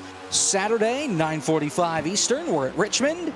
Sunday, 8 o'clock Eastern, we're at Watkins Glen. Then after that, we take a week off before we are back for the season finale, the regular season finale at the Daytona International Speedway. All that and more here on FTF.GG. More pit stops.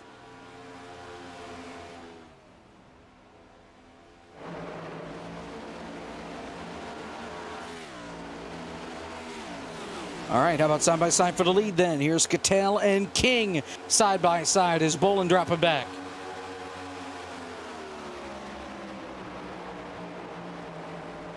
Lead, our producer tells us, as we talked about. Oh, almost contact between Greg Bolin and that was, I believe, Logan Helton. Yep. Just so many close calls here tonight. Yeah. We've been getting this a lot lately. Oh, who is that? Wow, look at the fresh tires. Rocket ship up on that outside. Not even close. Graham Bolin falling into line now. He's kind of falling back a little bit. Kevin King, watch Chris Wetz here. Wow. all the grip of the world. So Kevin King, your leader, coming to 23 laps to go. And look at these guys starting to get single file again. Maybe a signal that, you know, some of them could be looking to head to pit road here soon.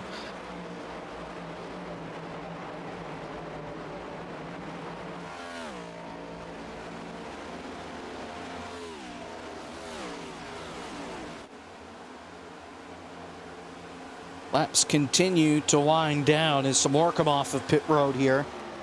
Down the back straightaway and kind of blend in with the leaders, one of them being Nate Stewart. He won stage one.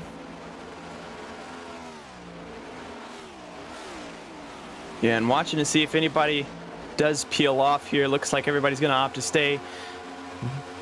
Do another lap.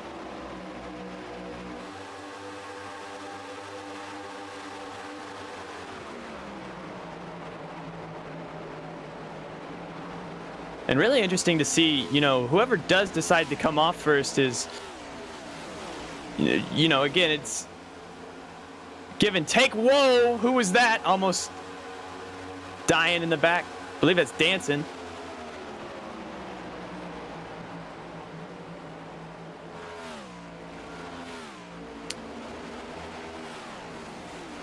And let's see, doesn't look like anybody in the top five is going to pit. Couple more in the background, though. Dylan Basin, Matt Danson on pit road. No And- black flags. It's the important part. Yeah, Matt Danson, after that big wiggle off turn 2, might have decided it was time for him to come down and get 4 fresh tires. And really wondering, you know, this first through third battle, even fourth back to Omar Diallo, you know, they're all so tightly together right now.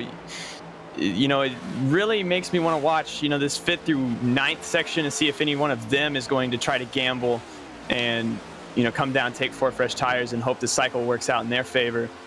But I don't think that any of these first 4 would want to give up that track position to come in right at this moment.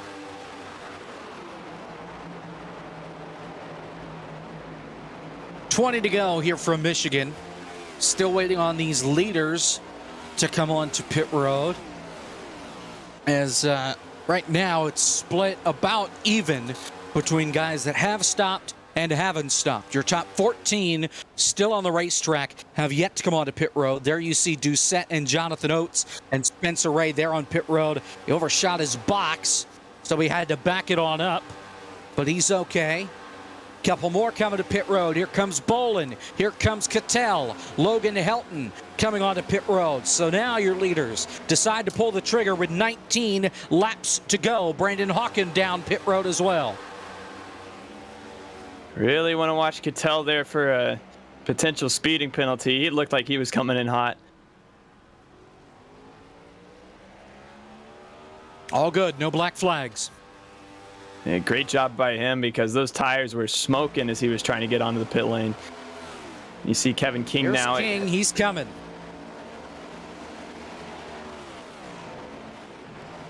And Omar Diallo, he's going to come down as well. You know, he's... Everybody.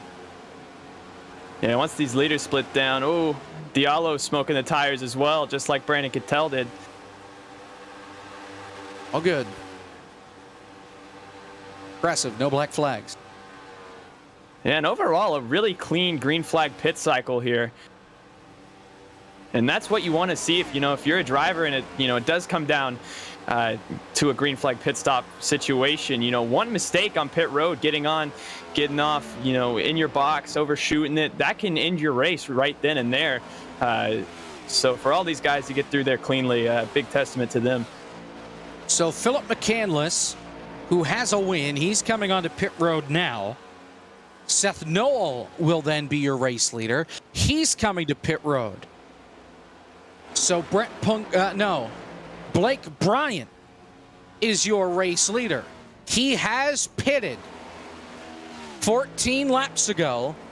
Nate Stewart is on fresher tires than both Bryant and Poncari, who sits right now in 5th. Stewart just passed him. Stewart is about 2 seconds behind Bryant, 2.4 seconds right now. Really gaining in the corners. And then you've got Basin, who is now out in front based off of everybody that just came down onto pit road. He only took 2 tires. He is in 6th. Poncari only took 2 tires. Everybody else took 4 tires on pit road most recently. Interesting call from Poncari and Basin for track position.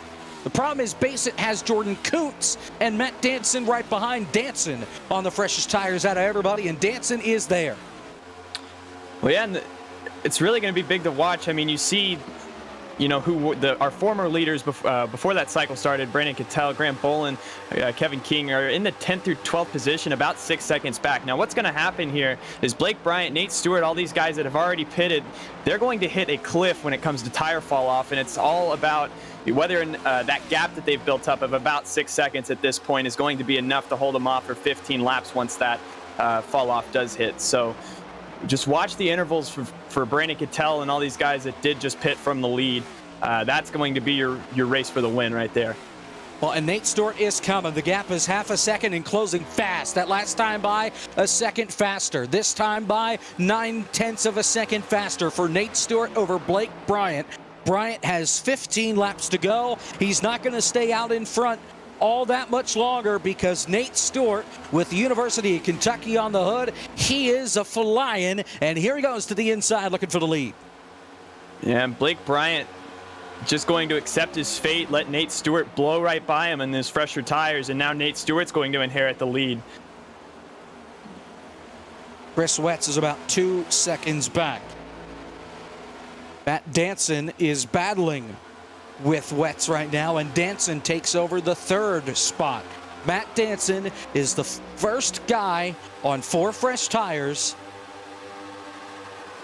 the freshest tires, that is, in the top 5. Fresher than everybody. And remember, Basin only took 2 tires on his stop. He pitted the same lap as Danson. Ryan Rocky just got passed by Cattell. Cattell is in 6th. He's maybe 2 seconds back on the leader. Yeah, about 3. I mean, Matt Danson, ironically enough, if you remember, he got big wiggle off turn 2 and decided to come in a lap early. And honestly, the way the pit cycle is shaken out now might have been a blessing in disguise, that wiggle off turn 2, which allowed him, or which, made him decide to come in early. Because now he has about a 2nd gap to Brandon Cattell. It's all about if Brandon Cattell and Kevin King right now, who are battling side by side, can make it back up to Matt Danson while he tries to navigate his way through Blake Bryant and Nate Stewart, who are going to be significantly off the pace once that fall off hits them. And here comes Kevin King. This is the battle potentially for the win. Kevin King clear. He takes over 4th. Meanwhile, Danson around the outside to take over 2nd from Blake Bryant. Kevin King and Brandon Cattell are flying. They're 8/10 faster than the cars in front of them. They should retake the lead unless we get a yellow, now with 12 laps to go.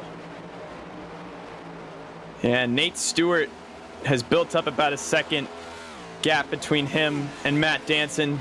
But I'm afraid that's not going to be enough. I mean, you see Kevin King and Brandon Cattell right now absolutely on rails through the corner on those fresh tires. Can stick those cars wherever they want to. 12 laps to go. I don't think that gap's going to be enough. You see right now how light work they're making of Matt Danson, who has fresher tires than Nate Stewart.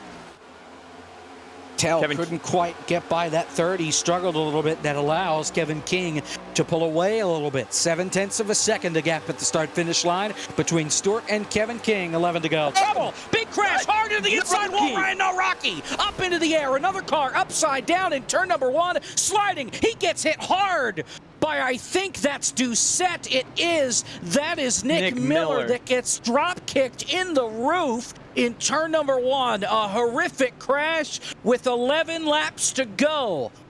And this changes everything. A horrible crash. You can say that again. We were looking at how the tire fall off was going to affect everyone, and a horrific crash on the front straightaway completely changes the outlook of this race. I mean now the big question is... Hopefully. I thought this was. There we go. Here it is. This is about half a lap early. They're 4 wide, 5 wide, 5 wide, and it's going to be contact. Oh, no, Rocky gets into Miller and then up into Basin. Basin was on the lead lap. No, Rocky was as well. This was all a battle for position. That entire 5-car pack. And a horrible crash. I mean, Nick Miller drop kicked. And why is Ryan Doucette, full throttle through there while Nick Miller's... I get he shot across the track, but my goodness. Well, if you watch, he's full throttle to get by Rocky when he comes by up the racetrack. It would go on board with him or something eventually, but he was full throttle to get by the first car coming back up the track. And then that 2nd car came back up the track. I think he knew he was in trouble. Right there, he slows down, he hits him, and here just nowhere to go. He can't get on the brakes fast enough. That's why he was as fast as he was coming into that part of the track. Yeah, that turn 1 camera made it look a lot more cool trickle than it actually was there.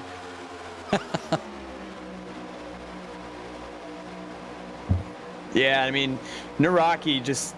When you're 4 or 5 wide, there's not the room for error right there, and Naraki just comes up a little bit, which is completely understandable. Nick Miller's right there, which hooks him, and they just go straight into the infield wall. And it was the hit into the inside wall from Naraki that sent that 19 car up onto its roof. Miller never hit the inside wall. It was the impact with the 37 to the inside wall, kicked the rear tires up into the air, and that just launched the left rear of the 19 to Nick Miller up and into the sky, and sending him on perhaps the wildest ride of his season. Now, we're at a point where strategy is going to really have an impact here. Seth Noel stays out. He is your race leader. Everybody else came onto pit road. Danson, Bolin, Butler, 2 tires. Everybody else behind Nate Stewart on back, taking 4 tires. Looks like Philip McCandless took 2 tires as well. We'll have 8 laps to go. This time by. Yeah, I mean. So Seth Noel, go ahead. Yeah, I mean, I was just saying that caution could not have worked out better for Nate Stewart. You know, he was, a lap or 2 away of, from getting engulfed by Brandon Cattell and Kevin King. And now all of a sudden he finds himself first car on fresh tires, on 4 fresh tires, that is. I mean, he is in an absolutely perfect position. If he can keep Brandon Cattell, Kevin King, those guys behind him, he might have a recipe for a win here.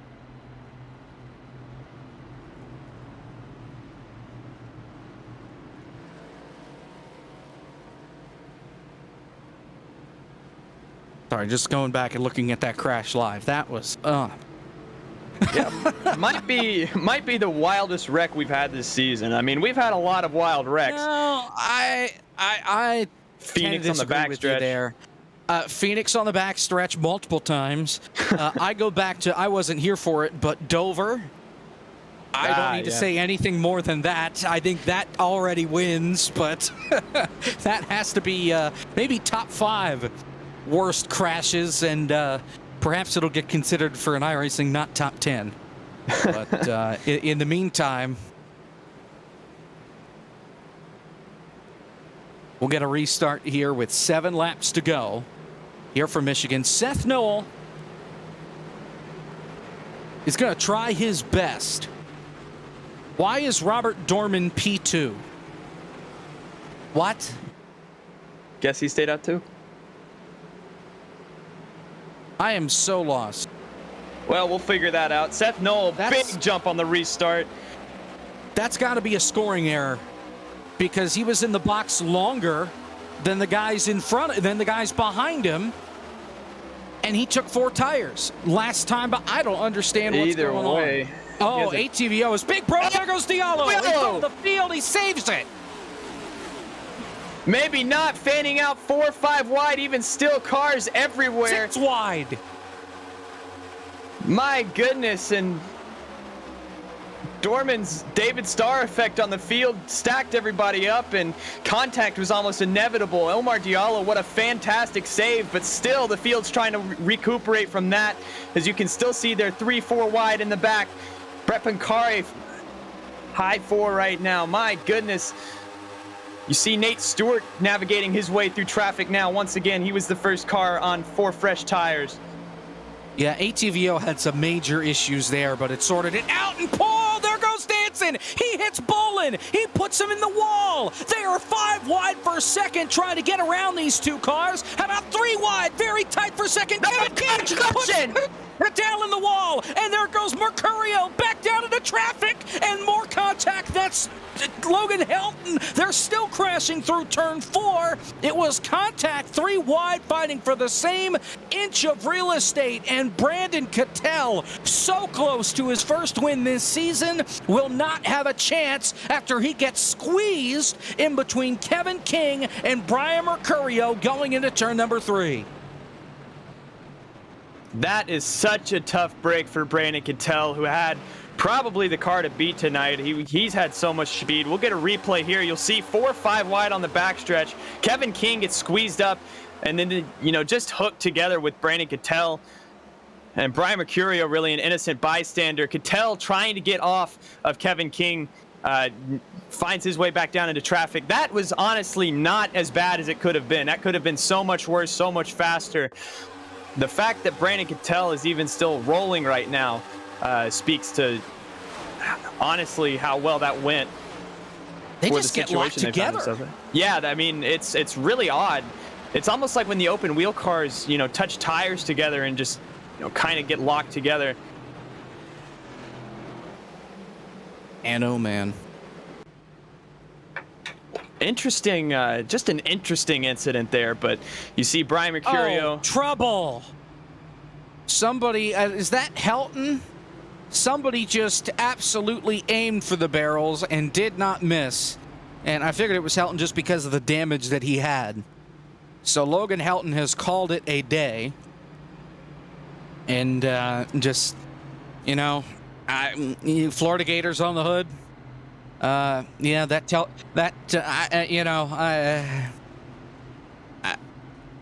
it's not him. It's his team. Florida Gators hate from Jacob. Not an SEC guy.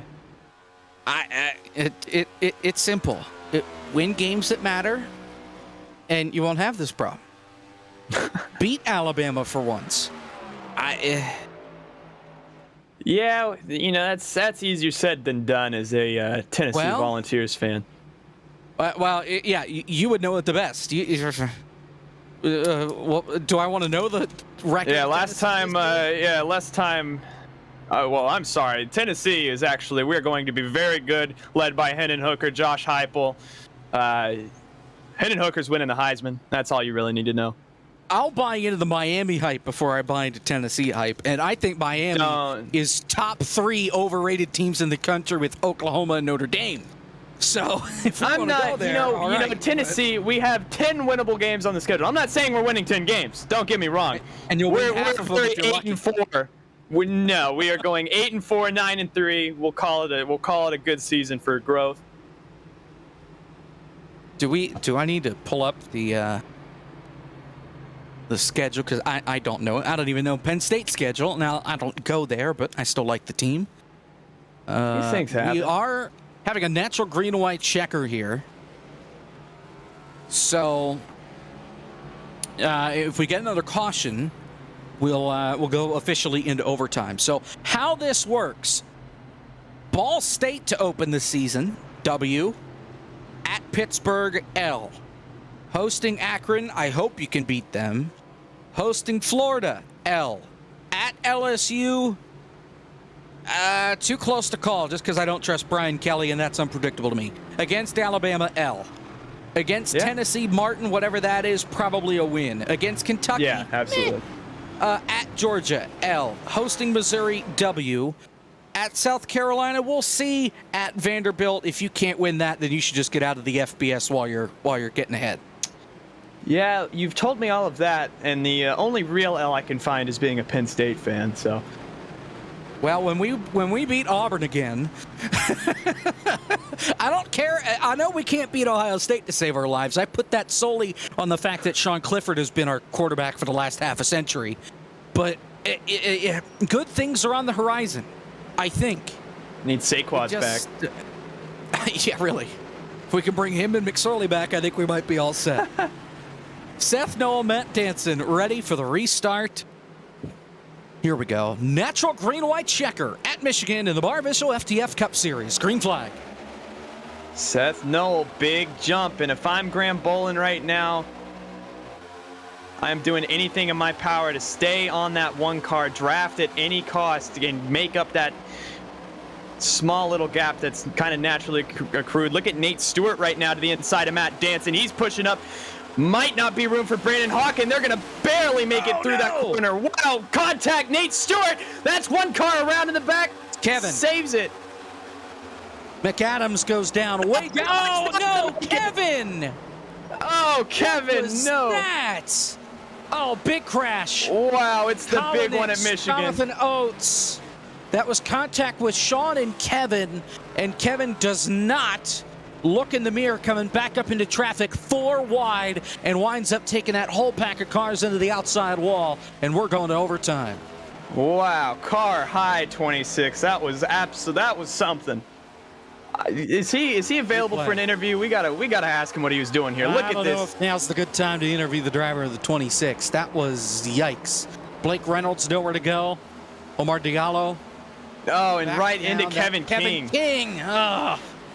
Tough break, and I mean, I feel like that's been the story of so many people. You know, I think back earlier in the season, Dylan Alt, he had a really good run going and absolutely got creamed with about 10 laps to go. And I mean, I feel like that's just been the call this season. Wow.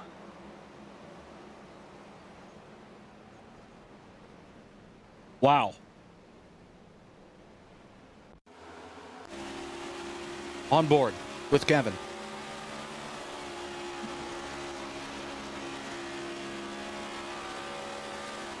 Back up into traffic. And was that And Sean I mean, it that wasn't made the even initial? close. It was Sean that made the contact that sent him down. And I mean, he comes back up and he is alongside even with Oates. It's not like he was at his corner panel or anything. They were dead side by side when he made that contact. My goodness. Wow. Not a good look, Kevin. I hope you're watching the broadcast. But wow. And here comes hashtag cancel Kevin McAdams. All right, well, we're going to overtime. Officially now. Seth Noel, if he could hold him off and win this deal. Win of the year. I don't care. Major upset. This is his 22nd start on the season. He is playoff eligible. He gets this win. He is locking himself into the playoffs. He is 28th in points coming into today. He could wind up putting himself in the playoffs with a win tonight. Graham Bolin behind him. He's out. He hasn't made enough starts. He already has a win this year. Hawken won at Indianapolis last week. Already locked in because of the start count. Nate Stewart then, he is 7th in points. He could make it on points, but a win wouldn't hurt. Philip McCandless, not enough starts. He has a win this year. And then you have Matt Danson. The situation for Danson, he needs to make every race. Or no, I'm sorry. He needs to make 2 out of the next 3. So he makes both races next week or makes one race next week and Daytona. He gets a win. He could be in. He's 25th in points right now, tonight being his 18th start on the season. So he could steal himself in. Sean, I already talked about. He is out. Dylan Basin. Oh, trouble. Graham That's Graham Bolin. Connection issues, and he pulls down into the grass to get out of everybody's way so he doesn't hit anybody. We'll see if he's allowed to get his spots back or not. We are choosing this time. Graham cannot get his spots back. He's going to drop back to 7th. One of the fastest cars of the day has a connection issue, cannot maintain pace, and he is going to fall back behind Sean Butler. Yeah, and that was really odd. That felt like, if you think back to, I believe it was 2002, Mark Martin and Jimmy Johnson had a similar incident where it just straight into the infield grass.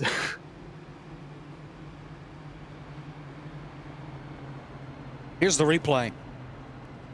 And it's just like he sees it right at the last second that, uh-oh, we're going to have problems. Turns hard left, blinks out, and he's back. Weird. Yeah, and that's Here we are back live. big for Seth Noel. I mean, the jump he's able to get. The jump he's able to get off these restarts here, he builds enough of a gap, and you know, with these caution laps that we've been running, might be enough to kind of even out the difference that they had in Tire World. I mean, we'll see. 3 laps to go. You see once again. I mean, he builds. This is overtime. First overtime attempt. So 2 laps to settle it. Here comes Nate Stewart. Down on the inside, trying to get by last week's winner, Brandon Hawken. He watches up. He wrecks him into Danson. There's the big one. Bolin involved. Slam into the outside wall. Half a dozen cars pile in. Cosmonaut Eshu into the outside wall. Ryan everyone. Doucette is around. Dylan Basin. And we'll try it again. Wow. And Seth all Noel that. is still your leader with half the field left behind him.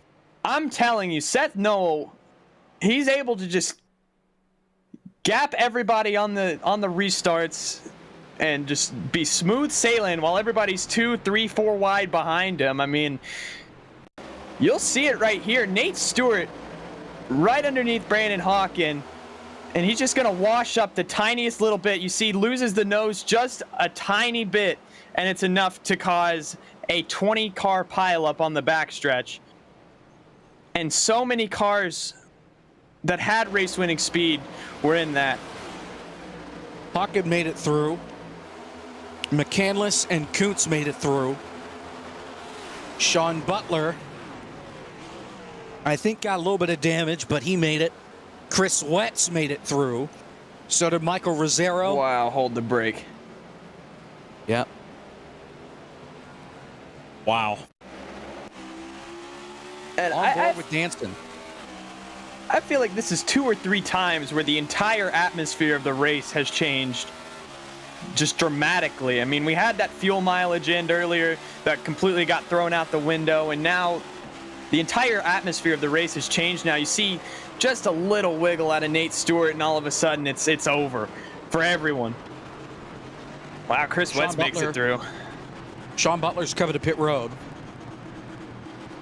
So is Rosero. And looks like that's it for now. So we'll go to overtime again. Danson has a lot of damage. He does not have a meatball flag, but it could have been cleared. And it was. Same with Basin. Rosero, he pitted. Sean. Yeah, you can see the damage. Frisch, Nate Stewart given an EOL. He had a meatball. Bolin done. He's gone home. Done for tonight. And keep in mind, no fast repairs, so you wreck it, you're stuck with it. And I mean, right now, if you're Seth Noel, what is your heart rate right now? I mean, this is 2 or 3 restarts where he's had to hold off this hard-charging pack as they've all wrecked behind him.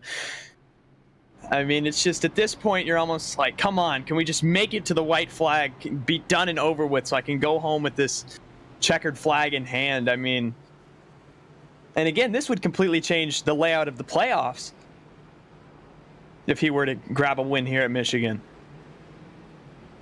Well, and let's see. Kuntz. Where's he at in points? I'm looking. 56th in points. He's only made 7 starts. He wouldn't be able to make it. Now, Chris Wetz.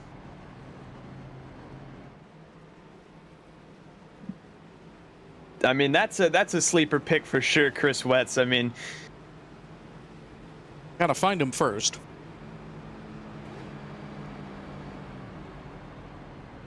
Wetz is in on points. He is 14th. He's made every single start this year.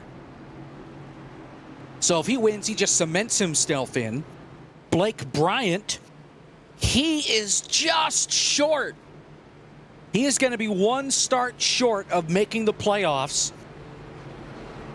He might be able to point himself in, maybe. He's back in 30th. He's pretty far back. I don't think it'll be possible. And then you've got Justin Lisenby.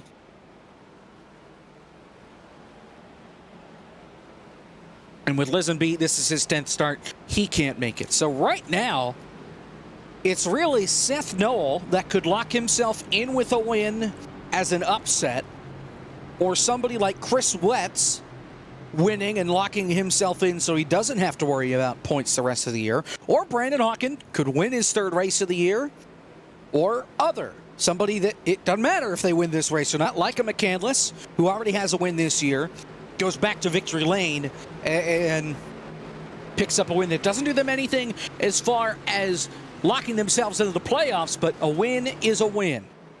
Noel chooses the outside for this restart this time. Green white checker number 2, green flag.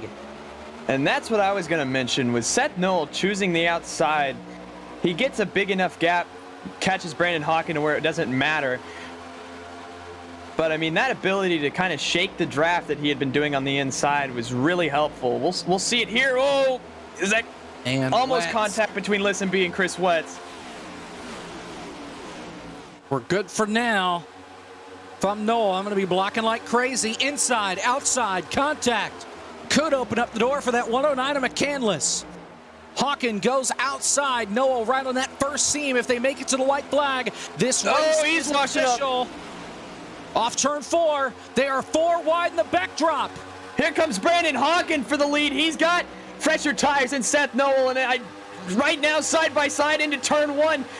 Does this open the door for McCandless in third place? Beating and banging contact for the lead. And now McCandless enters the picture coming off turn 2. Brandon Hawken now inherits the lead. McCandless coming with a run maybe down the backstretch as he tries to get around Seth Noel.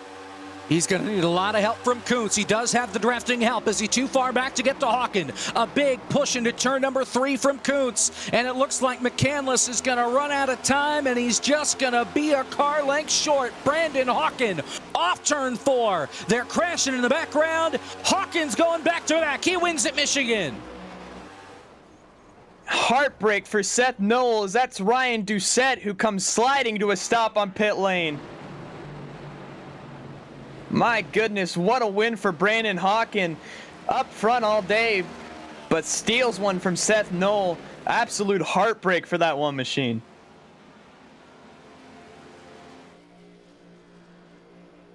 Doucette is trying to finish, we think.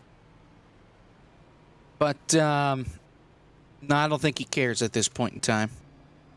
He's just letting it coast. Get out of the car and push it. We'll be okay. Get out of the car and run. All right, so here comes Hawken. He's going to burn it down through the grass. Ooh, Joey Logano style. Don't hit the wall. All right. I was going to get pointed in that direction. Oh, he's going to hit the wall. Oh.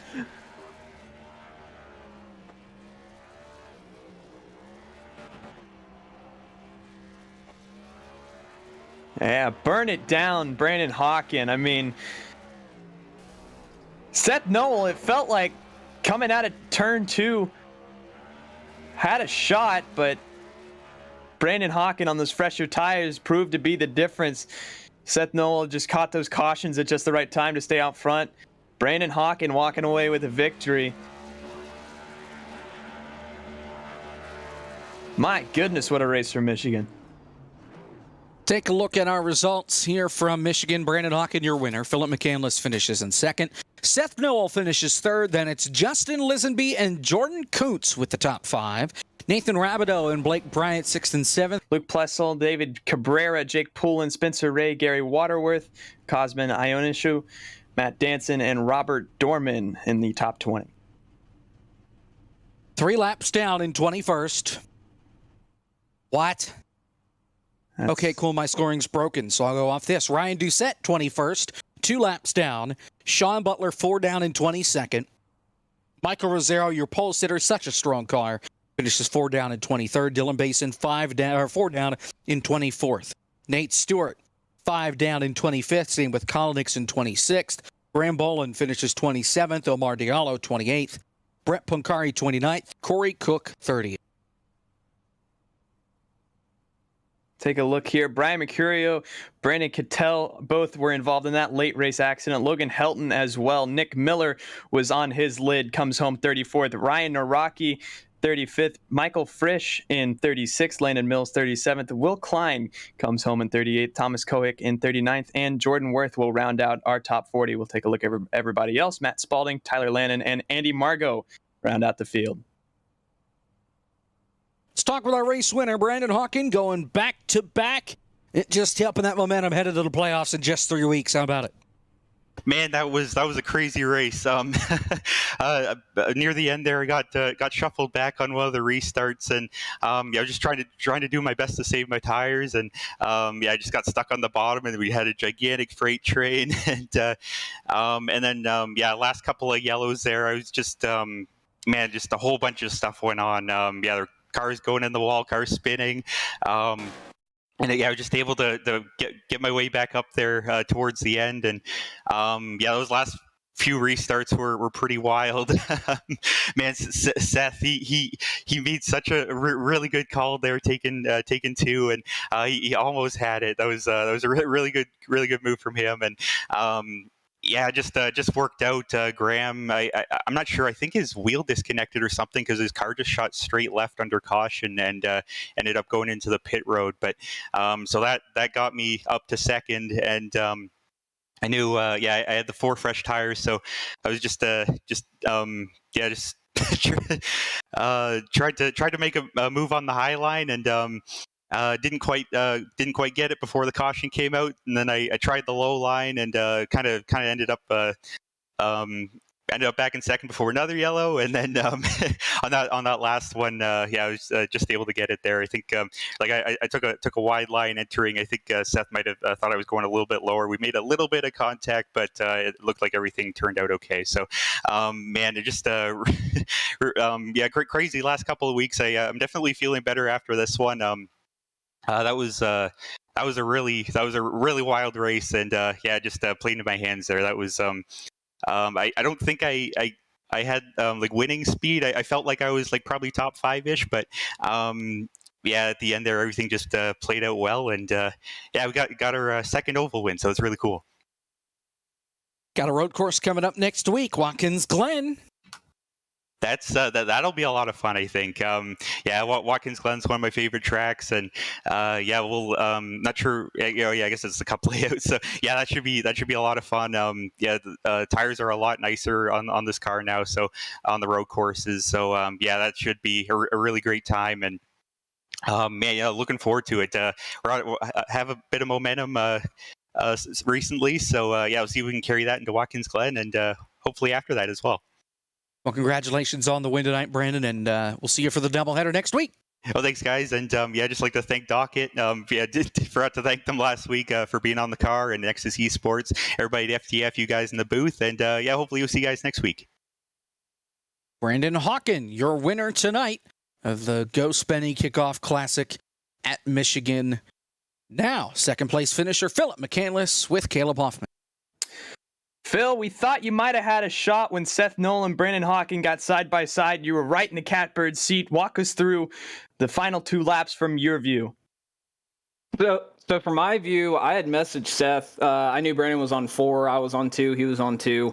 So I just messaged him and I was like, hey, like, I'm just going to push. Or my intent was, just to stay in line. I was going to stay on the top.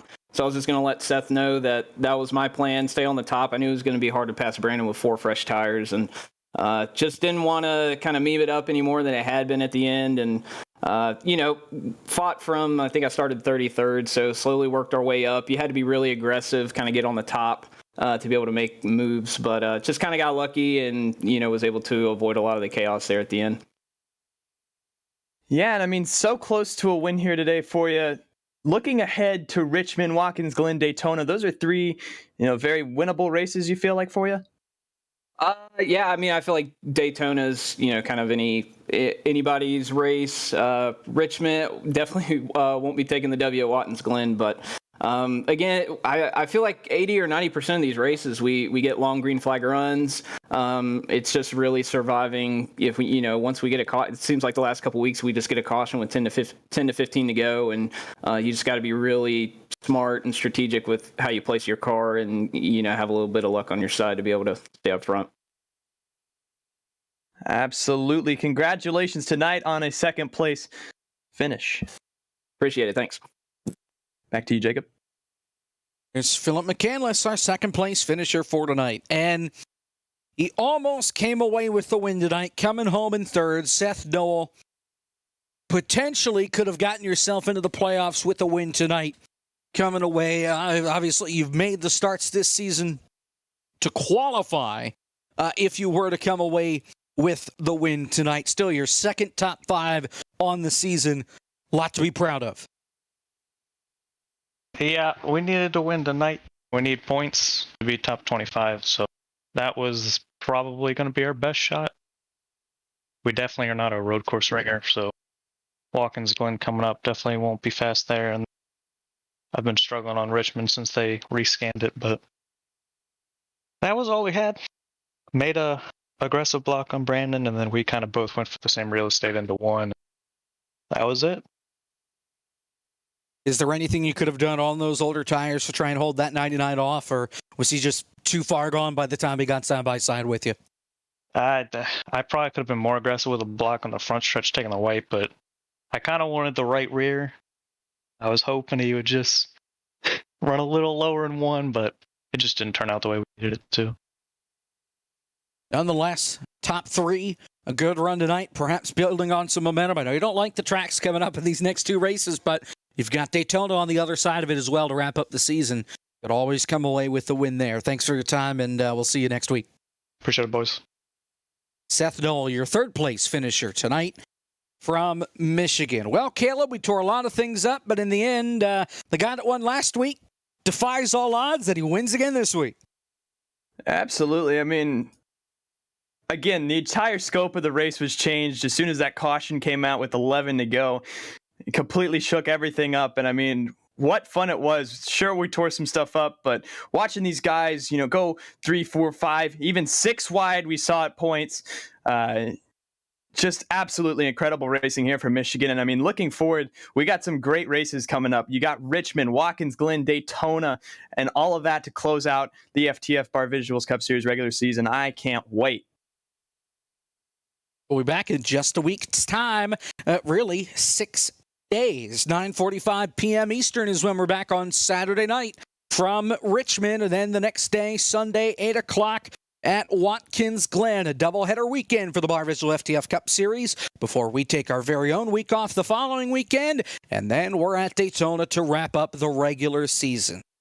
My thanks to Davin Cornelius for joining us in the booth tonight, as well as Caleb Hoffman. Zach Johnson, our producer. I'm Jacob Hitz. We say farewell from Michigan. It's Brandon Hawken winning the Ghost Penny Kickoff Classic 300 from Michigan.